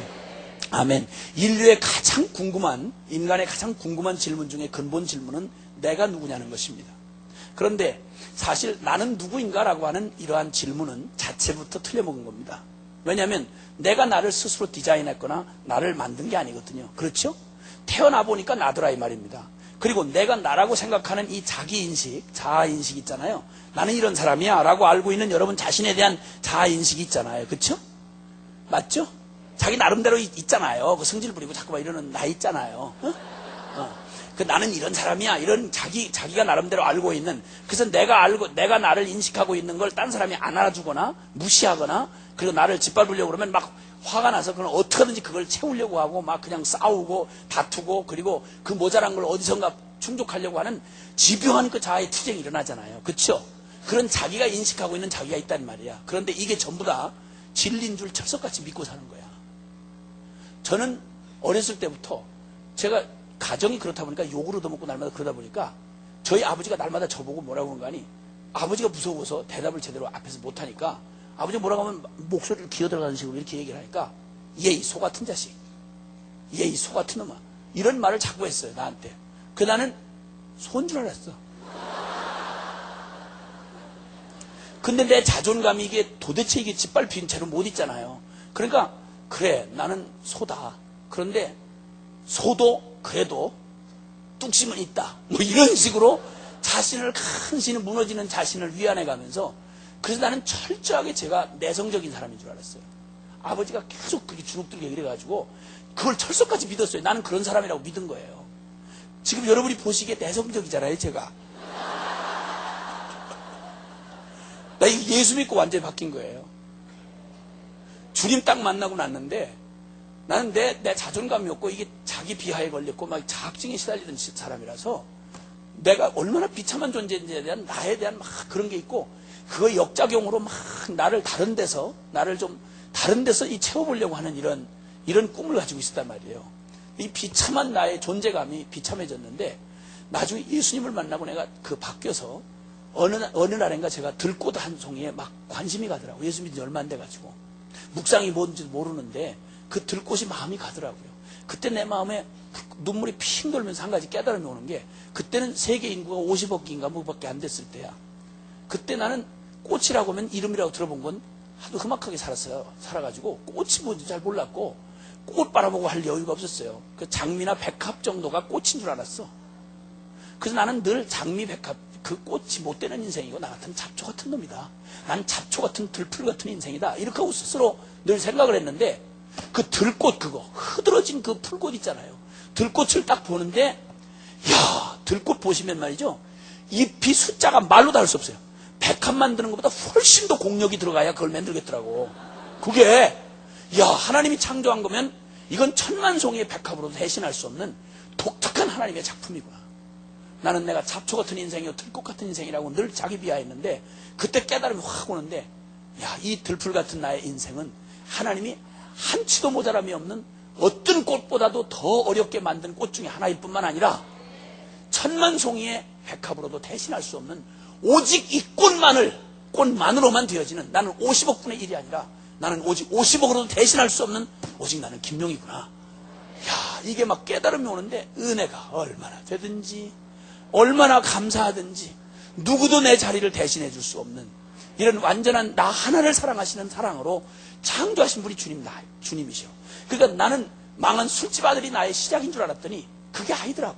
나는 아버지에게서 나온 건 분명한데 아버지는 하늘에서 뚝 떨어진 사람이 아니잖아요. 그러니까 아버지는 또 아버지에게서 나왔고 아버지는 아버지에게서 나왔고 그래서 올라가다 보니까 결국 아담에게까지 가잖아요. 그렇죠? 족보가 신약성경의 족보는 마태복음은 나쿠나쿠로 돼 있어. 근데 누가복음은 그 위는 그 이상은 이렇게 올라가요. 그러다가 올라가다 어디까지 가면 아담까지 올라가고 거기서 끝나는 게 아니라 아담 그 이상은 하나님이시니라. 아멘.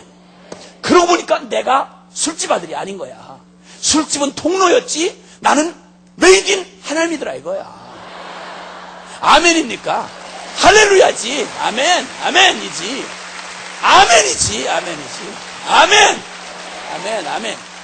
인간의 최고되는 가치는 그게 누구 작품이냐 이거야. 과학적으로 생각해도 맞는 말이야. 우리 아버지가 뚝 떨어진 놈이 아니잖아. 내가 아버지가 뚝 떨어진 놈이 아니잖아요. 우리 그분 아버지는 흠하긴 했지만 그 아버지에게서 나왔고 올라가다 보니까 아버지는 통로였을 뿐이라고. 물론 통로도 좋으면 좋지. 파이프가 같은 파이프라도 금으로 만든 파이프하고 그 동으로 만든 파이프, 녹슨 파이프 차이가 있지. 근데 내가 가만히 내가 이제 깨닫고 보면 진리 안에서 깨닫고 난 건 나는 이시종선 왕조 몇 대 손입니다 이렇게 하고 혈통 자랑하는 거 가만히 보니까 파이프 자랑하는 거더라고. 파이프 자랑하는 거더라고. 그게 물론 뭐 금파이프로 나오는 게 좋긴 좋아. 근데 한번 물어봅시다. 금파이프로 나오는데 파이프는 어차피 통과하는 이 과정이죠. 그쵸? 근데 만약 금파이프에 자매님 조금 표현하기는 어렵지만 금파이프에 만약 똥물이 흘러나오면 무슨 파이프가 그게? 똥파이프! 맞아. 근데 녹슨 파이프라도 거기에 생수가 흘러나오면 무슨 파이프일까? 생수 파이프! 할렐루야. 그러니까 파이프 자랑, 혈통 자랑하는 거, 가문 자랑하는 거, 이거 웃기는 문제. 이거 아주 웃기는 거야, 이거. 아주 웃기는 거야. 이건 파이프 자랑하고 돌아다니는 거예요, 파이프 자랑. 어차피 죄인 놈 빠져나오는데 금파이프는 무슨 소용이 있어? 그게 다 똥파이프지. 하나님의 원형이 흘러나오면 그냥 하나님의 생명 파이프다 이거지. 그러니까 우리는 하나님 어떤 인간도 여러분 역사에 이 땅에 존재한 인간들 모두는 사람에게서 나온 거 아니야. 그 집안에서 나온 게 아니라고 하나님의 가슴에서 나온 거야. 하나님의 작품인 거야. 때를 만나기만 하면 돼. 아직 안에서 깨본 적이 없고 그리고 씨앗을 틔워본 적이 없는 씨앗처럼 여러분 그렇게 그의 진정한 원형을 만나보지 못해서 그렇지 주님만 만나면 복음만 만나면 십자가만 만나면 아멘입니까? 그 속에 담겨진 하나님의 원형이 마음껏 충만하게 꽃을 피우고 열매를 맺고 하나님의 영광의 형상이 된다 이 말이지. 아멘. 근데 그 중에 긴 말 할 거 없이 그 중에 오늘 이 주님께서 야 하늘에 속한 모든 신령한 복으로 우리에게 복을 주셨다. 사람을 창조하실 때부터 주님은 그분이 창조하는 목적을 가지셨는데, 그게 바로 뭐냐면 인간을 지으시되 무슨 당신 일손이 좀 모자라서 좀 일 좀 써먹기 좋은 고등동물, 고등짐승 하나, 인력 하나 만들자고 인간을 만든 게 아니야. 주님이 그 만드실 때 그분은 하늘에 속한 모든 신령한 복으로 복 주신다. 이 말은 하나님 아버지께 가지고 있는, 하나님이 가지고 계신 모든 복을 함께 나누고 누릴 자로 사람을 창조하셨다 이거야. 아멘. 복에 목말라 죽는 자가 아니라 복된 존재로 우리를 창조하셨다는 거예요. 아멘입니까? 근데 우리는 그래서 구원 역사도 전부 아브라함에게 하신 약속이 뭐냐면 내가 너로 복의 근원이 되게 하고 모든 민족으로 복을 얻게 하려 함이라. 그러니까 주님은 우리를 복된 존재로 창조하셨어. 복에 목말라 죽는 존재가 아니라 복 덩어리로 만드셨다 이겁니다. 우리 존재 자체가 복이다 이 말입니다. 그런데 이게 저주를 받아가지고 인생이 하나님의 원형을 잃어버리고 나니까 복된 존재가 복에 목말라 죽는 존재로 바뀌었다 이 말입니다. 우리 한국 사람들이 얼마나 복에 목말랐는지 아십니까? 복에? 다른 건 다 그만두고 그 중요하다는 혼숫감 매를 할 때, 여러분 옛날에 혼숫감 만들어 저 시집 가려면 혼숫감 가지고 갔단 말이에요. 그때 혼숫감 전체가 다 복으로 뒤집어 썼어요.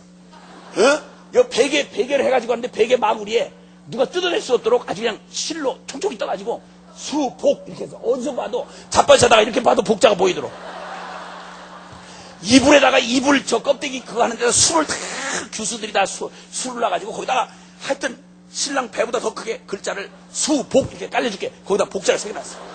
거기다 주발 세트, 국그릇 세트, 종잘 세트 거기다가 복자를 다 주발 뚜껑 딱 보면 복이야. 주변에 복복복복복복복복복복. 뚜껑을 딱 열면 밥 다 처먹고 나면 밑바닥에 복. 그 다음에 주발을 뚜껑을 뒤집으면 거기도 복. 그 다음에 주발 받침에도 복. 주변에도 복복복복복복복복복. 국그릇 안에도 그렇고 옆에도 그렇고. 거기다가 숟가락 그 좁은 손잡이 거기다가 복. 젓가락 그렇게 좁은 거기다가 복자를 2개 다 새겨놨다 이겁니다. 치마 저고리 그냥 거기다 옷단 여기 술에다 그냥 복복복복복복복복. 남자 마구다 단추에다가 복복복복. 주머니에다 복주머니. 그 다음에 나중에는 복을 아주 새기다가 복을 새길 데가 없으니까 옛날 우리 조상들은 지혜가 많아가지고 이동식 화장실 갖고 다녔어. 그걸 오광이라 그래. 하여튼 여자 궁뎅이를 그대로 닮은 그 오광을 이렇게 해가지고 하여튼 어디서 봐도 복자가 안 보일 수가 없도록 그냥 그 완전히 사람 궁뎅이처럼 이렇게 하는 요런 이조백자처럼 맺는 거 있어요 그게. 이런 거기다가 수복 이렇게 놨어. 어디서 봐도 그냥 복자가 보이도록. 이렇게 복이 아주 목말라 죽은 민족이야. 제가 아는 장로님 어머니가 권사님인데 그 아들을 위해서 기도를 하는데 매일 아침 기도를 하는데 하여튼 우리 한국의 어머니들 극성에 주님도 얼마나 피곤하신지 몰라. 그래서 기독교 100년 사이에 이런 기적이 일어나지. 우리 어머니들 기도 빼놓고는 말이 안 돼. 하여튼 그 권사님이 기도를 하는데 매일 새벽 기도마다 신명 28장을 그대로 외운대요. 거기 무슨 말이 있는지 알죠? 내 말을 순종하는 자에게 들어가도 볼 받고 나가도 볼 받고 떡벌이 굴에도 볼 받고 반죽 굴에도 볼 받고 구유에도 복을 받고 밭에도 볼 받고 소나무에도 복을 받고 이런 거 있잖아요. 들어가도 볼 받고 나가도 볼 받고 복을 이래야 돼. 이걸 복을 이렇게 하다가 매일 새벽마다 그런데 매일 하루도 안 빼놓고 우리 아들 장로 축복해 주시고 주여 들어가도 복을 나가도 복을 받고 그냥 또 안장에도 복을 받고 복을 받고 이러다가 그걸로도 속이 안 시원해. 28장 다 외우고도. 그리 다 외우고도 주여 여종이 다 못 챙겨서 기도하지 못한 복까지도 챙겨주옵소서. 그것도 또 성이 안 찬데 그래가지고 또 곰곰이 생각하다가 뭐라고 하니 주여 기왕에 복을 주시는 바에는 다 모르는 것까지 챙겨주시되 복을 기왕에 주신 바에는 물 묻은 바가지에 깨부숭이 달라붙듯이 복을 주옵소서. 이런데 이걸 요즘 사람들은 무슨 말인지 못 알아들어. 옛날에 그릇이 많지 않을 때 바가지가 있어요. 바가지 있잖아요. 펴서 맺는 거. 그 바가지에다가 깨를 뜰 때 마른 바가지로 떠야 돼요. 이렇게 깨를 뜨면 그 안에 온폭한 고기의 그릇에 담길 만큼만 붙잖아요. 근데 물이 표면에 붙은 바가지를 가지고 깨를 떴다. 참깨나 들깨나 떴다 그러면 이 안에만 담길 만큼만 담기는 게 아니라 겉에까지 새까맣게 달고 있는 거예요. 이런 표현을 하면서 입을 짝 다시면서 주여 기왕에 우리 아들 장로 복을 주시는 바에는 물 묻은 바가지에 깨부수기 달라붙듯이 복을 주옵소서. 할렐루야. 이러고 매일 새벽을 그러니까 주님이 그 어떻게 복을 안 주시겠냐 이거야. 어떻게. 너무너무 어려우신 거지. 그냥 기도원에 삼각산에 매달리고 하늘산에 매달리고 저기에 매달리고 주여 수만 명씩 가가지고 막 입장을 바꿔놓고 그 입장 바꾸면 어떡하려고 그래 지가. 근데 하여튼 입장을 바꿔놓고 막 난리를 치고, 박 집사는 주는데 왜 김 집사 나는 안 주냐 이거야. 주야 날 죽이라고 막 이러면. 하여튼 별의별 일이 다 많았어요. 별의별 일이 다 많았어요. 거기에 나도 또 열받아가지고, 나도 열받아서 예수 믿는 사람 체험한 사람 아니에요. 불관리를 안 해주는 교회에서 내가 자랐거든. 말씀하는 데서. 그냥 보수 정통 진리 말씀 중심주의 오만파에. 거기는 조는 건 용서받을 수 있는데 아멘 할렐루야 이렇게 떠드는 건 용서 못 받아. 근데 내 가슴이 불이 붙었으니까 이걸 어떻게? 불관리 전문은 또 기도원이거든. 그래 가가지고 주야 왜? 남 다 주는 복을 왜 나는 안 주냐 막 이러면서 막 어떤 놈은 방언도 하는데 주야 막 이러고 난리를 쳐가면서 이게 난리를 쳤는데, 복이란 그렇게 복에 목말라 죽는 존재로 지은 게 아니라 우린 존재 자체가 복덩어리로 지은 거예요 원래가. 아멘. 근데 이렇게 비참하게 바뀐 건 하나님께서 이걸 바꾸시기 위해서 십자가가 그래서 필요한 거예요. 그 주님이 이런 복덩어리를 주셨는데 그 복 중에 가장 근본적인 복이 뭐냐, 오늘 읽었던 말씀 중에 사랑 안에 영원한 기쁨과 교제의 대상으로 우리를 지으신 거예요. 일꾼으로 부려먹으려고 우리를 지으신 게 아니라, 에덴 동산에서 범죄하고 난 다음에 인간들은 저주의식이 여기 가득 차가지고 하나님의 이 진리를 바로 알을 수가 없어. 내가 어떤 존재였는지 까맣게 잊어버렸어. 기억상실증 걸린 것처럼. 그런데 주님이 꿈꾸셨던 우리는 바로 하나님을 영원한 우리를 사랑의 교제의 대상으로 지으셨어. 그분을 영원토록 즐거워하는 존재로 우리를 지으셨다 이 말이에요. 그러니까 하나님을 위해서 무슨 봉사하는 게 능사가 아니고 하나님 믿는 믿음 생활이라고 하는 말은 무슨 말이냐면, 주님이 우리를 사랑해서 여호와 이레로 완벽하게 나를 지으신 분이 그분이시고, 내가 살아가는 동안 만나야 할 모든 것을 다 준비해 주신 주님이야. 그 원리에만 바르게 아멘 되어지면, 그러면 주님께서 준비한 나를 통해 드러낼 하나님의 영광과 그 능력과 축복을 충만하게 준비해 놓으신 거야. 그래서 주님을 즐거워하는, 꼭 젖먹이 아이가 엄마를 기다리고 엄마를 즐거워하듯이 주님 한 분만으로 나는 만족해. 아멘. 아멘. 아멘.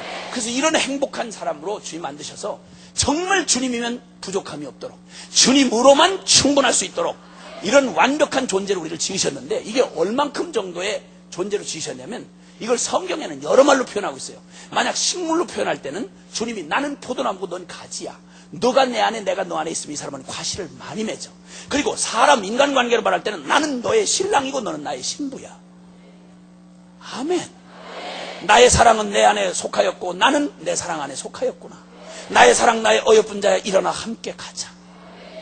여러분, 이 주님이 도대체 신이신 하나님이 인간인 우리에게 표현할 수 있는 극상의 표현, 도대체 신이 아닌 인간에게 이렇게 표현하는 도대체 이런 얘기 어디서 들어봤냐고. 하나님의 복음이 얼마나 어마어마한 영광의 복음인고 하니, 우리를 창조할 때부터 꿈꾸시기를 우리를 당신과 영원한 사랑의 기쁨의 교제의 대상으로 우리를 창조하셨어요. 그래서 주님은 당신의 영광, 나무는 그 가지를 통해서 그 생명의 영광을, 열매를 꽃 피우잖아요. 주님은 우리를 여기서 6절에 뭐라고 말한 거니? 이는 우리로 은혜의 영광을 찬미하게 하려 함이라. 사과나무의 열매는, 사과나무의 영광은 가지를 통해 드러나잖아요. 하나님 그분의 거룩한 영광은 바로 저와 여러분을 통해서 드러나도록 되어져 있다 이 말. 누구도 누구와 비교될 수 없는, 오직 당신 한 사람의 몫을 60억 인구를 다 찾아도 여러분 당신의 자리를 메꿀 다른 사람이 없어요. 아멘입니까? 오직 60억 분의 1이 아니라 60으로 대신할 수 없는 오직 하나의 하나님의 완전한 사랑의 대상으로, 너는 나의 신부라고 말하시는 그 주님이, 너는 홑시바여 뷸라라고 말하시는 주님이, 신랑이 신부를 취함같이 내가 너를 취할 것이라고 말하는 주님이, 이런 영광스러운 존재로 우리를 만드셨다 이거예요. 그리고 주님 십자가는, 사실은 십자가의 구속의 역사는 이 일을 이루시러 오신 거예요.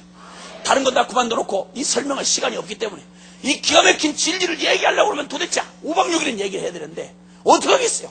이 짧은 시간 내기도 어려운데. 요한복음 17장 빨리 찾아보세요. 얼른 빨리 찾아보세요. 지금은 저를 쳐다보는 게 필요한 게 아니라 요한복음 17장을 찾아보시라고 합니다.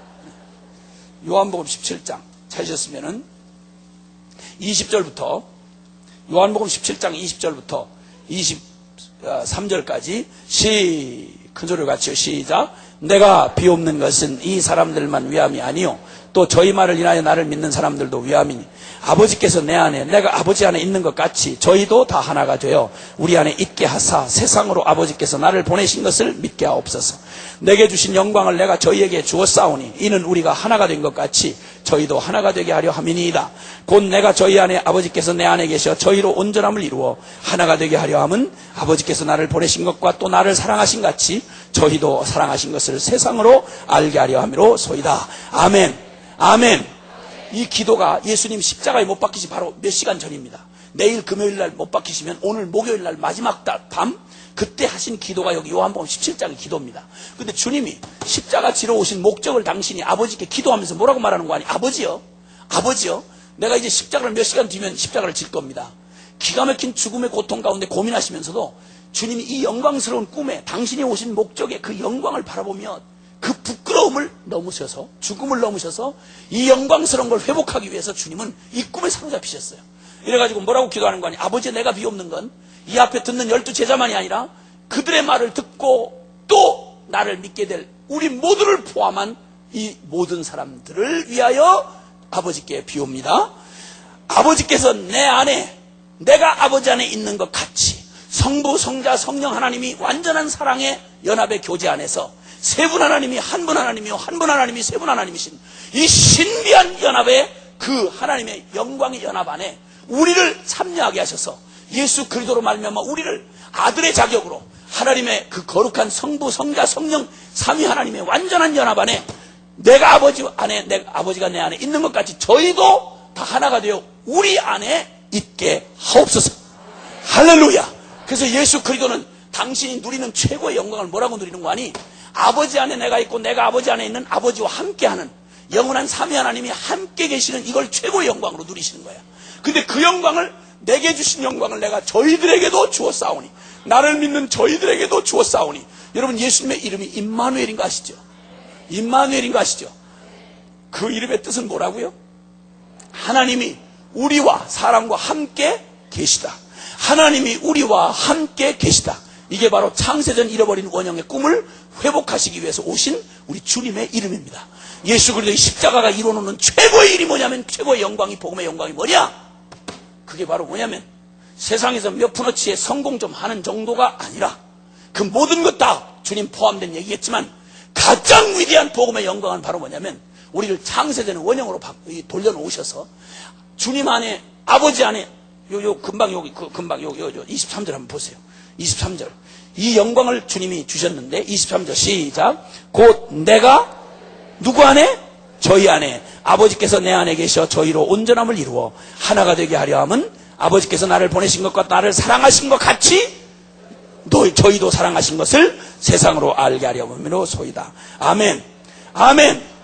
예수 그리스도가 우리 안에 그리고 아버지께서 예수 안에 계셔서 우리로 온전함을 이루어 원래 하나님의 창조한 원형을 잘 회복하셔서 아버지께서 아들을 사랑하신 것과 똑같이 우리도 예수 안에서 예수님을 사랑하시는 아버지의 사랑이 예수님 사랑하시는 그 정도로 우리를 사랑하신 것을 세상으로 알게 하려 함이로소이다. 아멘입니까? 그러니까 하나님이 우리에게 주신 이 복음의 결과는 이 엄청난 하나님의 사랑 안에서 완전한 만족과 기쁨으로 날마다 행복해서 죽을 만큼 우리가 행복해야 되는 거야. 세상이 보고 싶은 건 잘난 말 잘하는 우리 누구를 보는 게 아니고 재주 많은 우리 누구를 보는 게 아니라 성공한 누구를 보고 싶은 게 아니라 세상이 보는 것은 어떻게 죄인된 우리 하나님께 원수되었던 우리를 하나님이 사랑하시되 그 아들 예수님을 사랑하시는 것처럼 사랑하시는 이 기이한 신의 사랑을 받은 하나님의 완전한 사랑 안에서 완전하게 행복한 우리를 세상이 보고 그들이 잃어버렸던 그들의 영혼 안의 목마름을 아하! 바로 저 목마름이 내 안에도 있구나. 저 완전한 하나님의 사랑이 나도 그립구나. 우리가 날마다 주님 안에 행복한 걸 보고 행복해 죽고 못 사는 우리를 보고 세상이 부러워하여 교회로 찾아 나오게 그리스도의 품 안으로 돌아오게 열방이 주님 앞으로 돌아오게 아멘! 이런 영광을 주님이 꿈꾸시며 우리에게 주신 거다 이 말이야. 그러니까 복음은 증인이 필요한데 복음에 관한 변호인을 주님이 두신 게 아니고 복음에 증인이 필요하다는 말은 복음을 내가 직접 부딪히고 누려야 증인이 될까요? 증인은 내가 보고 들은 게 있어야 증인이 되지. 위증이란 말이에요. 보지 못하고 말하면 위증이라고요. 위증. 기독교는 증인을 두었을 뿐이야. 그러므로 복음에 관해서 일을 하는데 나는 피곤해 죽고 나는 지쳤고 이런 말이 이상하다 이 말이요. 그건 이상하다 이 말이요.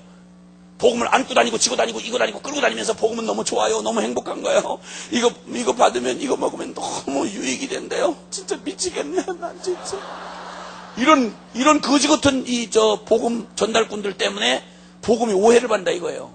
그 복음을 듣는 사람들이 그 설명은 듣지만 네 인상을 보니까 너처럼 될까 봐 안 되겠다 야. 이렇게 된다 이 말이에요. 이렇게 된다 이 말이에요. 다른 능력을 기대하는 게 아니라 세상은 뭘 보고 싶으냐면 우리 안에 계신 하나님을 보고 싶은 거야. 인간이 필요한 게 아니야. 교회는 사람 잘난 사람들 모여서 머리 통박 굴려가지고 하는 데가 사교 집단이 아니다 이 말이요. 종교 집단이 아니다 이 말이요. 여기는 머리가 그리스도이시고 살아계신 하나님이 우리를 통해서 사시고 역사하시는 주님이 이 모든 사람들에게 필요하다 이 말이에요. 그 주님의 복음 안에서 너무너무 행복해 겨워서 어쩔 줄을 모르는 행복한 우리들을 보고 세상이 주님 만나고 싶어 그리워서 나오도록, 그래서 주님 안에 내가 있고 내 안에 주님이 있는 이 일을 여러분 십자가를 통해서 이루셔서 영원토록 주님이 우리 성령으로 내주하시며 내가 그리스도와 함께 십자가에 못 박혔나니 내 모든 저주와 슬픔이 주님과 함께 끝장났나니 십자가에서 끝났나니 이제는 내가 산 것 아니요 오직 내 안에 그리스도께서 사신 것이라. 믿음으로 산다는 말은 내가 육체 가운데 사는 것은 나를 사랑하사 나를 위하여 자기 몸을 버리신 하나님의 아들이 내 안에 살아간다는 걸 믿는 믿음 안에서만 사는 것이다. 할렐루야. 이제는 내가 주님을 위해 사는 게 아니고 주님이 내 안에 사는 이 신비로운 믿음의 역사로 우리를 초대하신 겁니다. 신앙의 비밀이 바로 그겁니다 여러분. 나와 함께 나 예수님 십자가에 죽을 때 내 이름표 달고 죽을 때 나 함께 죽었고, 그리고 이제는 오직 그리스도 내 안에 주인 되셔서 내 사랑이 되시고 내 실체가 되시고 나의 진정한 주인 되셔서 내가 사는 게 아니고 내 안에 주님이 사시는 거야. 이렇게 해서 너희의 몸을 하나님이 기뻐하는 거룩한 산제사로 드리면 하나님이 너희에 드릴 영적 예배다. 그럼 주님이 너희에게 그의 선하시고 기뻐하시고 온전한 뜻을 계시하시고 주님이 너희에게 그 진리를 행할 힘을 주시고, 그래서 내가 사는 게 아니라 주님이 사는 삶을 주심으로 주님의 기쁨을 우리 안에 충만케 하려 함이라. 아멘입니까? 이 영원한 꿈을 가진 주님이니까 여러분 우리를 그 정도로 회복시킨다는 주님의 의지가 있기 때문에, 그러니까 우리를 포기 못 하시는 거예요. 그러니까 주님이 끝까지 우리를 놓아주시지 않는 거예요. 그리고 반드시 주님은 우리에게 꿈꾸신 그 원형을 회복해 내시고야 마는 거예요. 근데 수많은 사람들이 이 원리를 모르니까, 이 복음의 원리를 모르니까 용은 쓰고 애는 쓰는데 내가 또 하나의 종교 생활하듯이 율법주의로 또 그냥 죽으라고 용을 쓰고 이렇게 하는 거야. 죄송하지만 한번 따라합시다. 결론이지만 나중에 깨닫게 될 말이지만 문장으로도 입에다 담아놓는 게 좋습니다. 우린 깨닫는 게 더뎌요. 기분 나쁘세요? 다시 한번 따라합시다. 주의 일이란 내가 주님을 위해서 무엇을 하는 게 아니고 오히려 나를 주님께 드려서 주님이 나를 통해 그분의 일을 그분이 친히 하신 것이다. 아멘입니까? 아멘. 그러니까 나는 포도나무, 너는 가지다. 저가 내 안에, 내가 전에 있으면 너 신경 써라. 가지 네가 신경 쓰지 말아라. 네가 나를 맺는 게 붙들어주는 게 아니라 내가 너를 지금 붙들어주고 있다. 바보야. 네가 가지인 네가 날 붙들어주냐? 네가 날 믿어주냐? 내가 널 붙들어주는 거야. 네가 나한테서 나왔지 내가 너한테서 나왔어? 밥이나 많이 먹어라. 하여튼 이렇게 해서 아니 너무 답답해서 하는 말, 답답해서 나도 이거 깨닫는데 10년 걸렸다니까. 10년 눈물겹게 주님 앞에 주님 받은 사랑 갚겠다고 눈물게 쫓아가다가 나의 한계 딱 부딪혀가지고 기가 막힌 과정을 겪으면서 이 진리 깨닫는데 10년이 걸렸어. 누가 좀 일찍 가르쳐줬더라면 똑같이 사는 인생인데 어떻게 믿음 생활하는데 어떻게 그럴 수가 있었나 싶은 거야. 얼마나 억울한지, 얼마나 억울하고 분한지, 너무 억울한 거야. 10년 동안 죽재서자. 어떻게 하면 내가 이 큰 사랑받은 내가 어떻게 하나님 은혜 갚나. 내가 주님을 위해 살려고 그렇게 용을 쓰다가 주님의 이 복음의 비밀을 부딪히는데 주님 십자가 내 안에 실제가 됐는데 10년이 걸렸어요. 그리고 주님이 나의 최선을 무너뜨리시고 오직 내가 바라는 것, 주님이 내게 바라는 것 최선이 아니라 믿음인 것을 주님 원하시고, 그날로부터 고민해 본 적이 없어. 주님이 내 안에 주님이 일하시니 내가 고민할 이유가 없는 거야. 그리고 내가 무엇을 해서 당신에게 소중한 존재가 아니라 내 존재 자체가 주님이 나를 보시고는 진짜 너무 정서적으로 어려운 거지만 나를 보시고 기쁨을 이기지 못해 하시며 나를 잠잠히 사랑하시며 정서적으로는 진짜 어려워요. 나를 보고 너 어여쁜 자야, 나의 신부야 이러니까 난 진짜 마음이 어려워요. 이게 나 어디를 보고 그렇게 주님이 나를 매력적으로 보실 수 있을까? 네 눈은 흑진 죽었 이러는데 난 진짜 어려운 거야 이게. 목욕장에서 나온 무슨 뭐 암양 그런데 내 이빨은 쌍태 뭐 한 무슨 뭐 같다 그러는데 울퉁불퉁한 내 이빨을 보고 옥리를 보시고 그렇게 감동을 하실까? 이해가 잘 안 가지만 그러나 믿기로 했어요. 주님이 그러시다는데 내가 뭐 아이라고 할 수가 있겠어? 근데 제일 어려운 건 정서적으로 신랑 대신 주님 품에 앵긴다는 생각을 하니까 이게 너무 어려워요. 제가 이게 너무 어려워. 주님이 이 무거운 나를 이렇게 하다가 어떡하실까 이런 생각이 들기도 하지만 그건 육신적인 거야. 얘기를 그게 나는 이해를 할 수 없지만 주님이 나 때문에 스바냐 3장 17절에 보면 너의 하나님 여호와가 너희 가운데 계시니 그가 구원을 베푸실 전능자시라. 너로 인하여 기쁨을 이기지 못해하며 너를 잠잠히 사랑하시고 너 때문에 나중에 증세가 심하여 소리를 지르며 춤을 추시리라. 이게 스바냐 3장 17절의 말씀인데 이게 무슨 말씀이냐면 이게 유대가 말이죠. 이 구약 성경에 유대인들이 다 하나님 앞에 마지막 발악을 하고 망했잖아요. 그렇죠? 바벨론 포로로 다 끌려갔어요. 엉망진창이 돼버리고 하나님의 영광이고 나발이고 다 사라졌어. 그리고 다 뿌리째 뽑혀가지고 저 이방에 그냥 포로로 다 끌려갔어.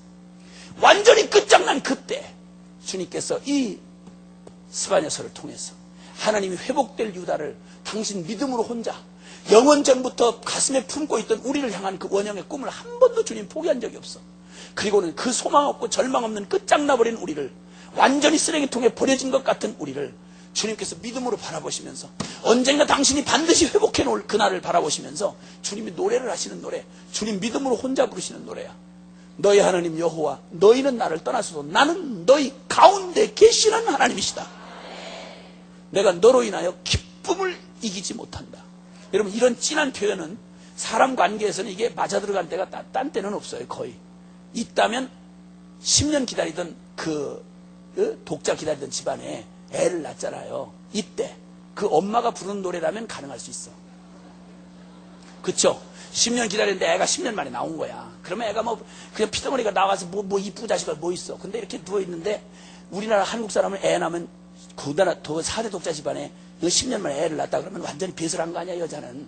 그러니까 여자는 다른 잡이 필요 없잖아요. 애 낳고 나면. 그럼 그냥 이빠이 미역국이랑 그 쌀밥이랑 이빠이 먹고 그다음에 자빠이 자. 그리고 깬 다음에는 오직 그 애 쳐다보는 거 그거밖에 일이 없어.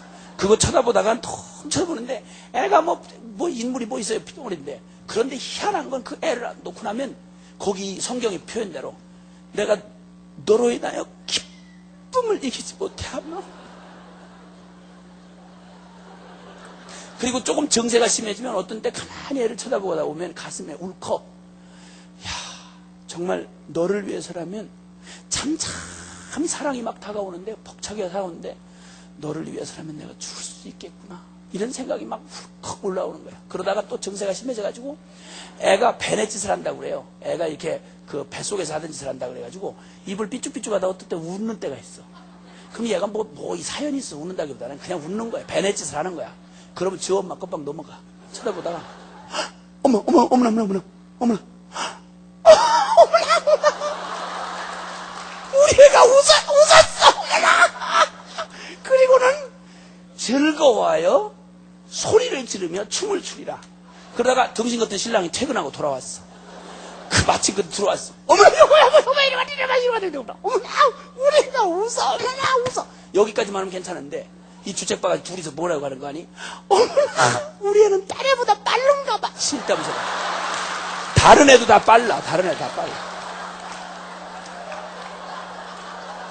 이런 때 부르는 노래라면 딱 맞는 노래. 그쵸? 맞죠? 그치? 연애할 때는 너무 느끼한 말이야. 아니, 그런 재수없는 얘기 하지 마. 하고 하지 말고 그 엄마가 부르는 노래라면 진짜 그쵸? 근데 우리 하나님이 인물이 하나도 없는 나를 형체가 아무것도 없는 나를 안고 그 미래 완성될 그날을 믿음으로 바라보시며 너로 인하여 기쁨을 이기지 못하고 내가 너를 참 사랑하는데 내 가슴에서 너를 위해서는 내 아들도 내어 줄 수 있겠구나. 그러다 조금만 순종하는 모습이 보이면 주님 껍벅 돌아가실 지경이야. 아이고야 얘가 순종을 다 하네. 아이고 충격 주네 얘가. 이러시고 그냥 거의 돌아가실 지경이야. 기쁨을 이기지 못해 하시고 주님 알아보고 주님 이러면 주님 거의 돌아가시는 거지. 그냥 마음에 아주 기쁨을 이기지 못하고 춤을 추시리라. 여러분, 이런 하나님의 영원한 사랑, 이 사랑이 이 복음을 가능케 하는 거예요. 이거 무슨 손해볼 일이에요. 이게 뭐 주님 혼자 이러시는, 혼자.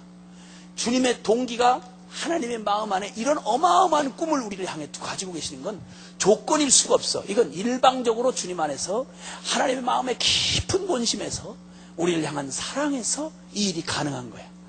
아멘입니까? 주님의 이 완전한 사랑으로 우리를 사랑하셔서, 이 변함없는 이 사랑으로 주님이 사랑하셔서 우리에게 이 엄청난 복음을 준비해 놓으시고, 저와 여러분의 꿈꾸셨던, 주인을 잃어버렸던 그 줄 풀려지고 아무런 어떤 아름다움도 기대할 수 없는 버려진 잊혀진 낡은 악기처럼 우리 자신에 대한 꿈을 잃어버린 채, 그리고 우리의 삶을 그냥 놔버렸는데, 언젠가 내 삶에 가장 완전한 연주가 되시는 주님이 찾아오셔서 줄을 조이시고 부드럽게 닦으시고, 그리고 거기에 멋진 솜씨로 연주를 해내시니까 내 영혼 안에 도대체 어떻게 이런 아름다운 것이 있을 수 있나, 상상할 수도 없는 하나님을 사랑하고 이웃을 내 몸과 같이 사랑하고 하나님의 거룩한 진리가 결론이 돼서 주님 보석처럼 주님 앞에 사랑하는 주님, 신랑 되신 주님과 함께 신부된 주님의 사랑받는 자녀로, 신부로, 이렇게 주님과 영원한 사랑의 교제의 대상으로 우리 아름다운 형상을 이루시고 회복하시는 성령으로 이 일을 가능케 하시고 십자가로 이 일을 가능케 하신 이 영광스러운 복음을 우리에게 주신 주님을 찬양하지 않을 수가 없어요. 아멘입니까? 이 일이 가능한 건 오직 하나야. 조건도 아니야. 이건 하나님의 사랑이 우리에게 이렇게 나타난 바 되었으니, 우리가 하나님을 사랑한 게 아니야. 하나님이 우리를 일방적으로 사랑하사 우리에게 그 영원한 사랑이, 그게 결과가 되어 십자가로 나타나셨다 이 말입니다. 작은 순종을 통해서 하나님이 참 하나님 아버지의 이 큰 사랑, 우리를 사랑하신 완전한 사랑을 깨닫게 하시는 축복을 누리게 하십니다. 여러분, 복음의 비밀은, 놀라운 건 순종을 하는 자에게 이게 열려진다는 겁니다. 아무리 공개된 거지만 이거 연구만 들어가고 앉아가 해가지고 되는 일이 아니요. 진리는 순종할 때만 비로소 알게 돼. 요한복음 8장 31절 이하면 너희가 내 말에 거하면 너희가 내 제자가 되고 진리를 알지니 진리가 너희를 자유케 하리라. 그러니까 복음의 진리를 알게 되는 건 설교만 들어서 알아지는 게 아니야. 성령님이 우리의 마음을 감동하사 이 들은 진리를 순종해 볼 때 하나님께서 이 진리 안에, 생명의 진리 안에 이 실제가 된 진리가 우리에게 실제가 돼요. 우리가 말씀을 체험하게 되고 진리를 경험하게 되고, 그래서 중연불이 아닌 살아있는 생명의 신앙생활이 가능하다 이 말이에요. 이 엄청난 하나님의 꿈, 주님이 우리를 향한 이 완전한 사랑, 정말 정서적으로 부족했던 저 같은 어리고 부족하고 둔한 저에게도 하나님이 작은 순종이지만 예수님 만나고서 그저 목사님 말씀 딱 떨어지면, 설교로 딱 떨어지면 어떻게든지 나는 순종을 해야 된다는 생각에서, 왜냐면 주님을 사랑하는데 어떻게 순종 안 하는 걸 생각할 수가 있냐고. 그러니까 잘 이해는 못했을지라도 이해 능력이 좀 떨어져서 목사님을 어렵게 하긴 했어요. 근데 설교대로 순종한다고 자꾸 일을 저지르니까 목사님이 아주 간이 떨어질 것 같이 어려움을 많이 겪으셨어요. 그러나 뭐 어떻게, 난 주님 사랑해서 한 건데, 근데 그렇게 실수하고 이러면서도 순종을 하니까 하나님이 이 무지한 저에게도 진리를 주님 깨닫게 하시고 살에 새기듯 가르쳐 주시는 거예요. 저희 큰아이를 선교사로 바친다고 해놓고 걔를 고1 때 자퇴시켜서, 선교사가 하루아침에 될 수 있는 거 아니잖아요. 빨리 이방놈이 돼야 되는데 이거 날마다 이 짓 하다가는 이거 선교사고 보고 아무것도 안 되겠다. 이래서 중학교 때부터 보내려다가 제가 나가 있는 사람이 아니니까 그 차일피일 하다가 고1 때 자퇴를 시켜가지고, 우리 전 국민이 헷갈리는데 우리라도 정찰이자 해가지고, 그래서 하여튼 한국의 교육 시스템을 제가 만족하게 생각 안 하는 사람이니까, 근데 어쨌든 우리라도 정찰이자 해가지고, 그래서 하여튼 자퇴시켜가지고 검정고시 대강하고 선교사 현장에 있는 선교사한테 보냈어요. 보냈는데 보내고 나서 얼마 있다가 몇 달이 지났는데, 제가 아이들 다섯을 키우면서 다른 건 몰라도 엄마를 대신할 수 있는 건 없다 생각했어요. 자랄 때 엄마가 필요한 시간에. 그래서 저희 아내는 오직 다른 어떤 것도 없이 제가 분명하게 이 얘기를 부탁을 했어요. 이 아이들이 엄마가 필요한 시간에 집으로 돌아올 때 엄마 없는 집에 아이들이 들어가는 일 없도록 해라. 이렇게 해서 아주 유별스럽게 어떤 어려운 환경에도 애들 다 데리고 다니면, 친척집을 맡기고 이런 건 저희 가문에는 없었어요. 그래서 아이가 그렇게 늘 끌고 다니던 이런 사람인데, 그런 제가 아이를 나도 안 나가본 외국을 처음 보내가지고 거기 나가서 아무리 잘해주지만 선교사 집에서 남의 집에서, 부모도 아닌 남의 집에서 아직은 어린 나이에 있다는 게 얼마나 조심스럽고 긴장이 되겠어요. 이런 생각 저런 생각으로 안쓰럽던 차에 몇 개월 뒤에 거기서 같이 지내고 있는 선교사님 한 분이 잠깐 귀국을 했어. 당연히 궁금할 수밖에. 그래서 이제 저희 아이에 대한 소식을 이래저래 듣는 중에 어떻게 잘하고 있다는, 속은 안 새기냐, 잘하냐. 그랬더니 칭찬해 줬어요. 너무 나이에 비해서 너무 어른스럽게 잘한다는 거예요. 그러다가 칭찬을 지나치게 했어요. 너무 잘해서 탈이죠. 이래. 이 말이 이게 걸리는 거야. 탈이죠? 뭘 탈이 들도록 잘하나? 이게 또 걸리는 거예요, 이게. 이게 안쓰러우니까. 그래서, 그 무슨 얘기인지 좀 정확하게 얘기해줘라. 그랬더니, 다른 얘기가 아니고, 그 나이쯤에 뭐, 청소년으로서 얼마든지 실수할 수 있잖아요. 근데 어느 날, 뭐 자꾸 이렇게 어려워하고 말을 안 하더래. 평소 그런 아이가 아닌데. 그래서, 꼬치꼬치 깨물으니까 어렵게 대답하는 말이 뭔고 하니, 자기가 실수한 자기를 용납을 못 하는 거예요. 그것도 무슨 그렇게 큰 실수도 아닌데도 불구하고, 자기가 선교사라는 이 정체감이 너무 뚜렷한 거야. 그런데, 자기가 실수한 자기를 용납을 못 하는데 그 이유가 뭐냐면 첫째는 자기를 어린 나이에 선교사로 파송해준 하나님을 실망시켰고 두 번째는 저를 누구보다도 믿어주는 아빠를 실망시켰다는 거예요. 이게 자신을 용서하기 어렵다는 거예요. 이러고 며칠을 말을 안 하고 어려워하는 자기 자신을 용납을 못해서 어려워했다는 얘기를 나한테 들려주는 거예요. 칭찬 삼아서 너무 진지하다 뭐 이런 식으로. 근데 이게 딱 들리는데 이게 가지나 안쓰럽던 반의 마음이 너무 어려워진 거예요, 제가. 이 자식 이거 오해하네, 이거? 아니, 살다가 다 그럴 수도 있는 거지. 아니, 지가 이제 나이 이제 몇 살 안 된 놈이 어떻게 완벽하게 살 수 있겠어? 내가 언제 그런 거 요구했어? 그렇잖아도 외국에 살면서 집이 얼마나 그립고, 그렇잖아도, 남의 집에 이거 긴장돼가지고 아무리 잘해줘도, 얼마나 조심스럽고 어려울 텐데. 이 자식이 이거 이렇게 어렵게 지 자신을 달달 볶으면 이게 얼마나 외국 생활이 어려울까라는 생각이 갑자기 안쓰러운 마음과 함께 그냥 마음에 확 오는데 이게 보고 싶은 마음 플러스 안쓰러운 플러스 가만히 있을 수가 없는 거야. 그래서 이 자식이 이거 오해하네 이거 진짜 이거 오해하네. 이 오해를 꼭 풀어줘야 되겠다는 생각이 드는데 도저히 그냥 앉아 있을 수가 없는 거예요. 그래서 여행사를 연락을 했어요. 거기 가는 비행편지 있냐? 오늘 저녁이라 당장 있냐? 마침 이때 자리가. 나 표 좀 하나 해달라. 이래가지고 핑계거리를 만들어서 제 아들입니다. 찾아갔어요. 순종해 준 것만 해도 제가 그 어린 나이에 자식이 순종해 준 것만 너무 마음에 늘 고마운 마음 있는 놈인데 그놈 초등학교 1학년 때 제가 사명 받아가지고 강원도에 거기 첫 목회 발령 나가서 사명자 고생하는 걸 고스란히 했거든요. 그러면서도 얼마든지 반항할 만하고 불순종할 만한데 그 마지막 떠나던 날도 나는 너가 아빠 무서워서 순종하는 너 원치 않는다. 지금이라도 그만둬라. 난 절대 너가 정말 행복하기를 원한다. 너 이제 지금까지 순종해 준 걸로 아빠 충분히 너 정말 고맙다. 네가 이제 너의 걸로 결정해라. 했더니 이놈이 제 마음을 위로해 주면서 아빠 걱정하지 말라고. 나 아빠가 시켜서 하는 거 아니라고. 아빠가 주님 사랑하듯이 저도 주님 사랑하고 아빠가 하나님 앞에 헌신한 것처럼 저도 하나님 앞에 헌신했다고. 걱정하시지 말라고. 아빠가 시켜서 하는 거 아니라고. 이렇게 고맙게 내 가슴에 고맙게 이거 남겨주고 간 놈인데 생각만 하면 늘 마음에 감동이 되는 고마운 놈이에요. 그냥 아들이라기보다는 동역자 같고 너무 늘 가슴에 따뜻함을 가지고 있는데 이게 안쓰러움이 확 밀려오니까 이게 못 견디겠는 거예요. 그래서 비행기 타고 갔어요. 그래서 그놈을 불러냈어요. 내고는 야 김충성 너 아빠가 사실은 중요한 얘기를 해주러 왔다. 너 이놈 너 분명하게 알아둬야 될 게 있는데 너 똑똑히 들어도 네가 정말 떳떳하고 잘했을 때 네가 성공했을 때 분명하게 기억해도 그때 넌 분명히 내 아들이야. 알겠나? 그랬더니 너무도 당연한 얘기를 너무 심각하게 하니까 웃기기도 하고 너무 어색하기도 하고 그런가 봐요. 그러니까 피식 웃으면서 그렇죠. 아들이죠.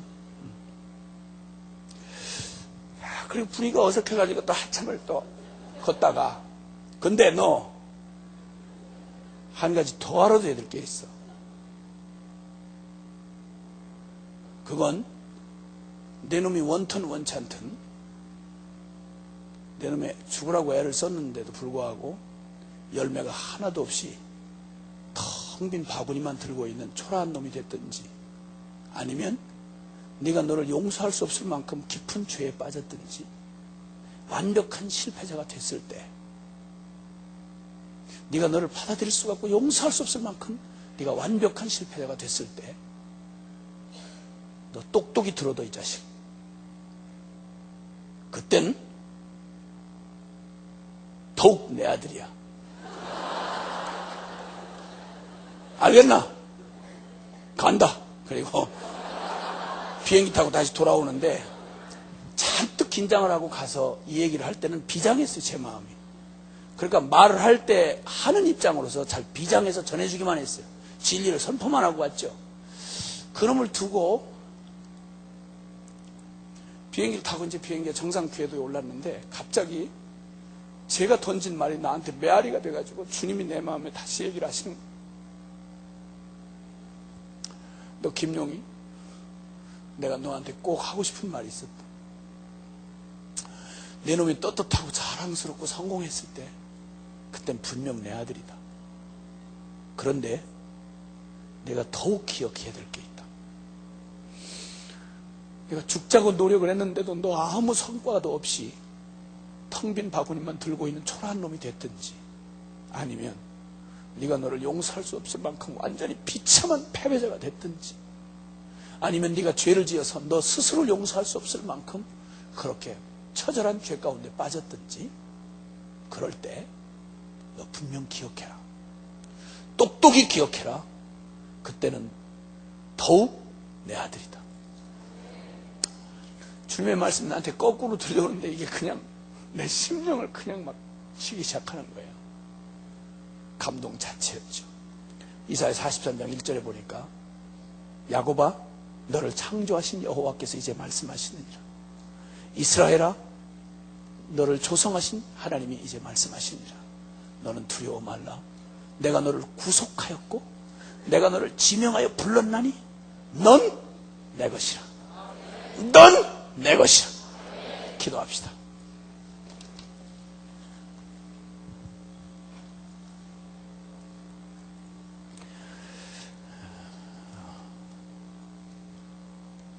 사랑하는 여러분, 우리는 한 번도 우리가 우리 자신에 대한 꿈을 제대로 꿔본 적이 없었습니다. 왜냐하면 그 꿈은 내게서 나오는 게 아니었기 때문입니다. 하나님의 가슴에서 나와야 하는 꿈이었기 때문입니다.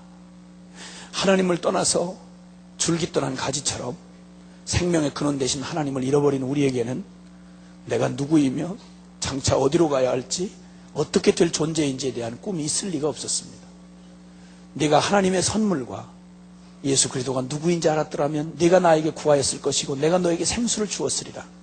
사마리아 수가성 여인을 찾아가서 다 깨지고 흐드러진 그의 삶에 영원인 비밀을 열어보여 주시며 그를 향한 하나님의 꿈을 들려주시던 주님, 그 주님이 저와 여러분을 오늘 이 밤에 만나러 오셨습니다.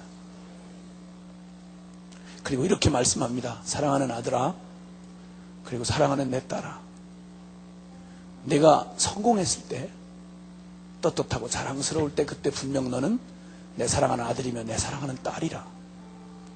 그러나 네가 더욱 기억해야 할 것이다.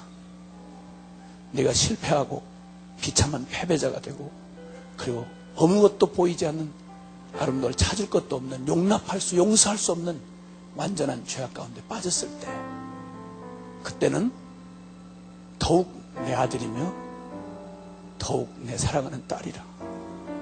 하나님의 영원한 사랑의 가슴에서 나온 주님의 우리를 향한 완전한 꿈, 우리를 사랑하시기에 포기할 수 없는 그 아들을 내어 주시고라도 우리를 반드시 우리 안에 회복하셔야 할 하나님의 꿈이 있습니다.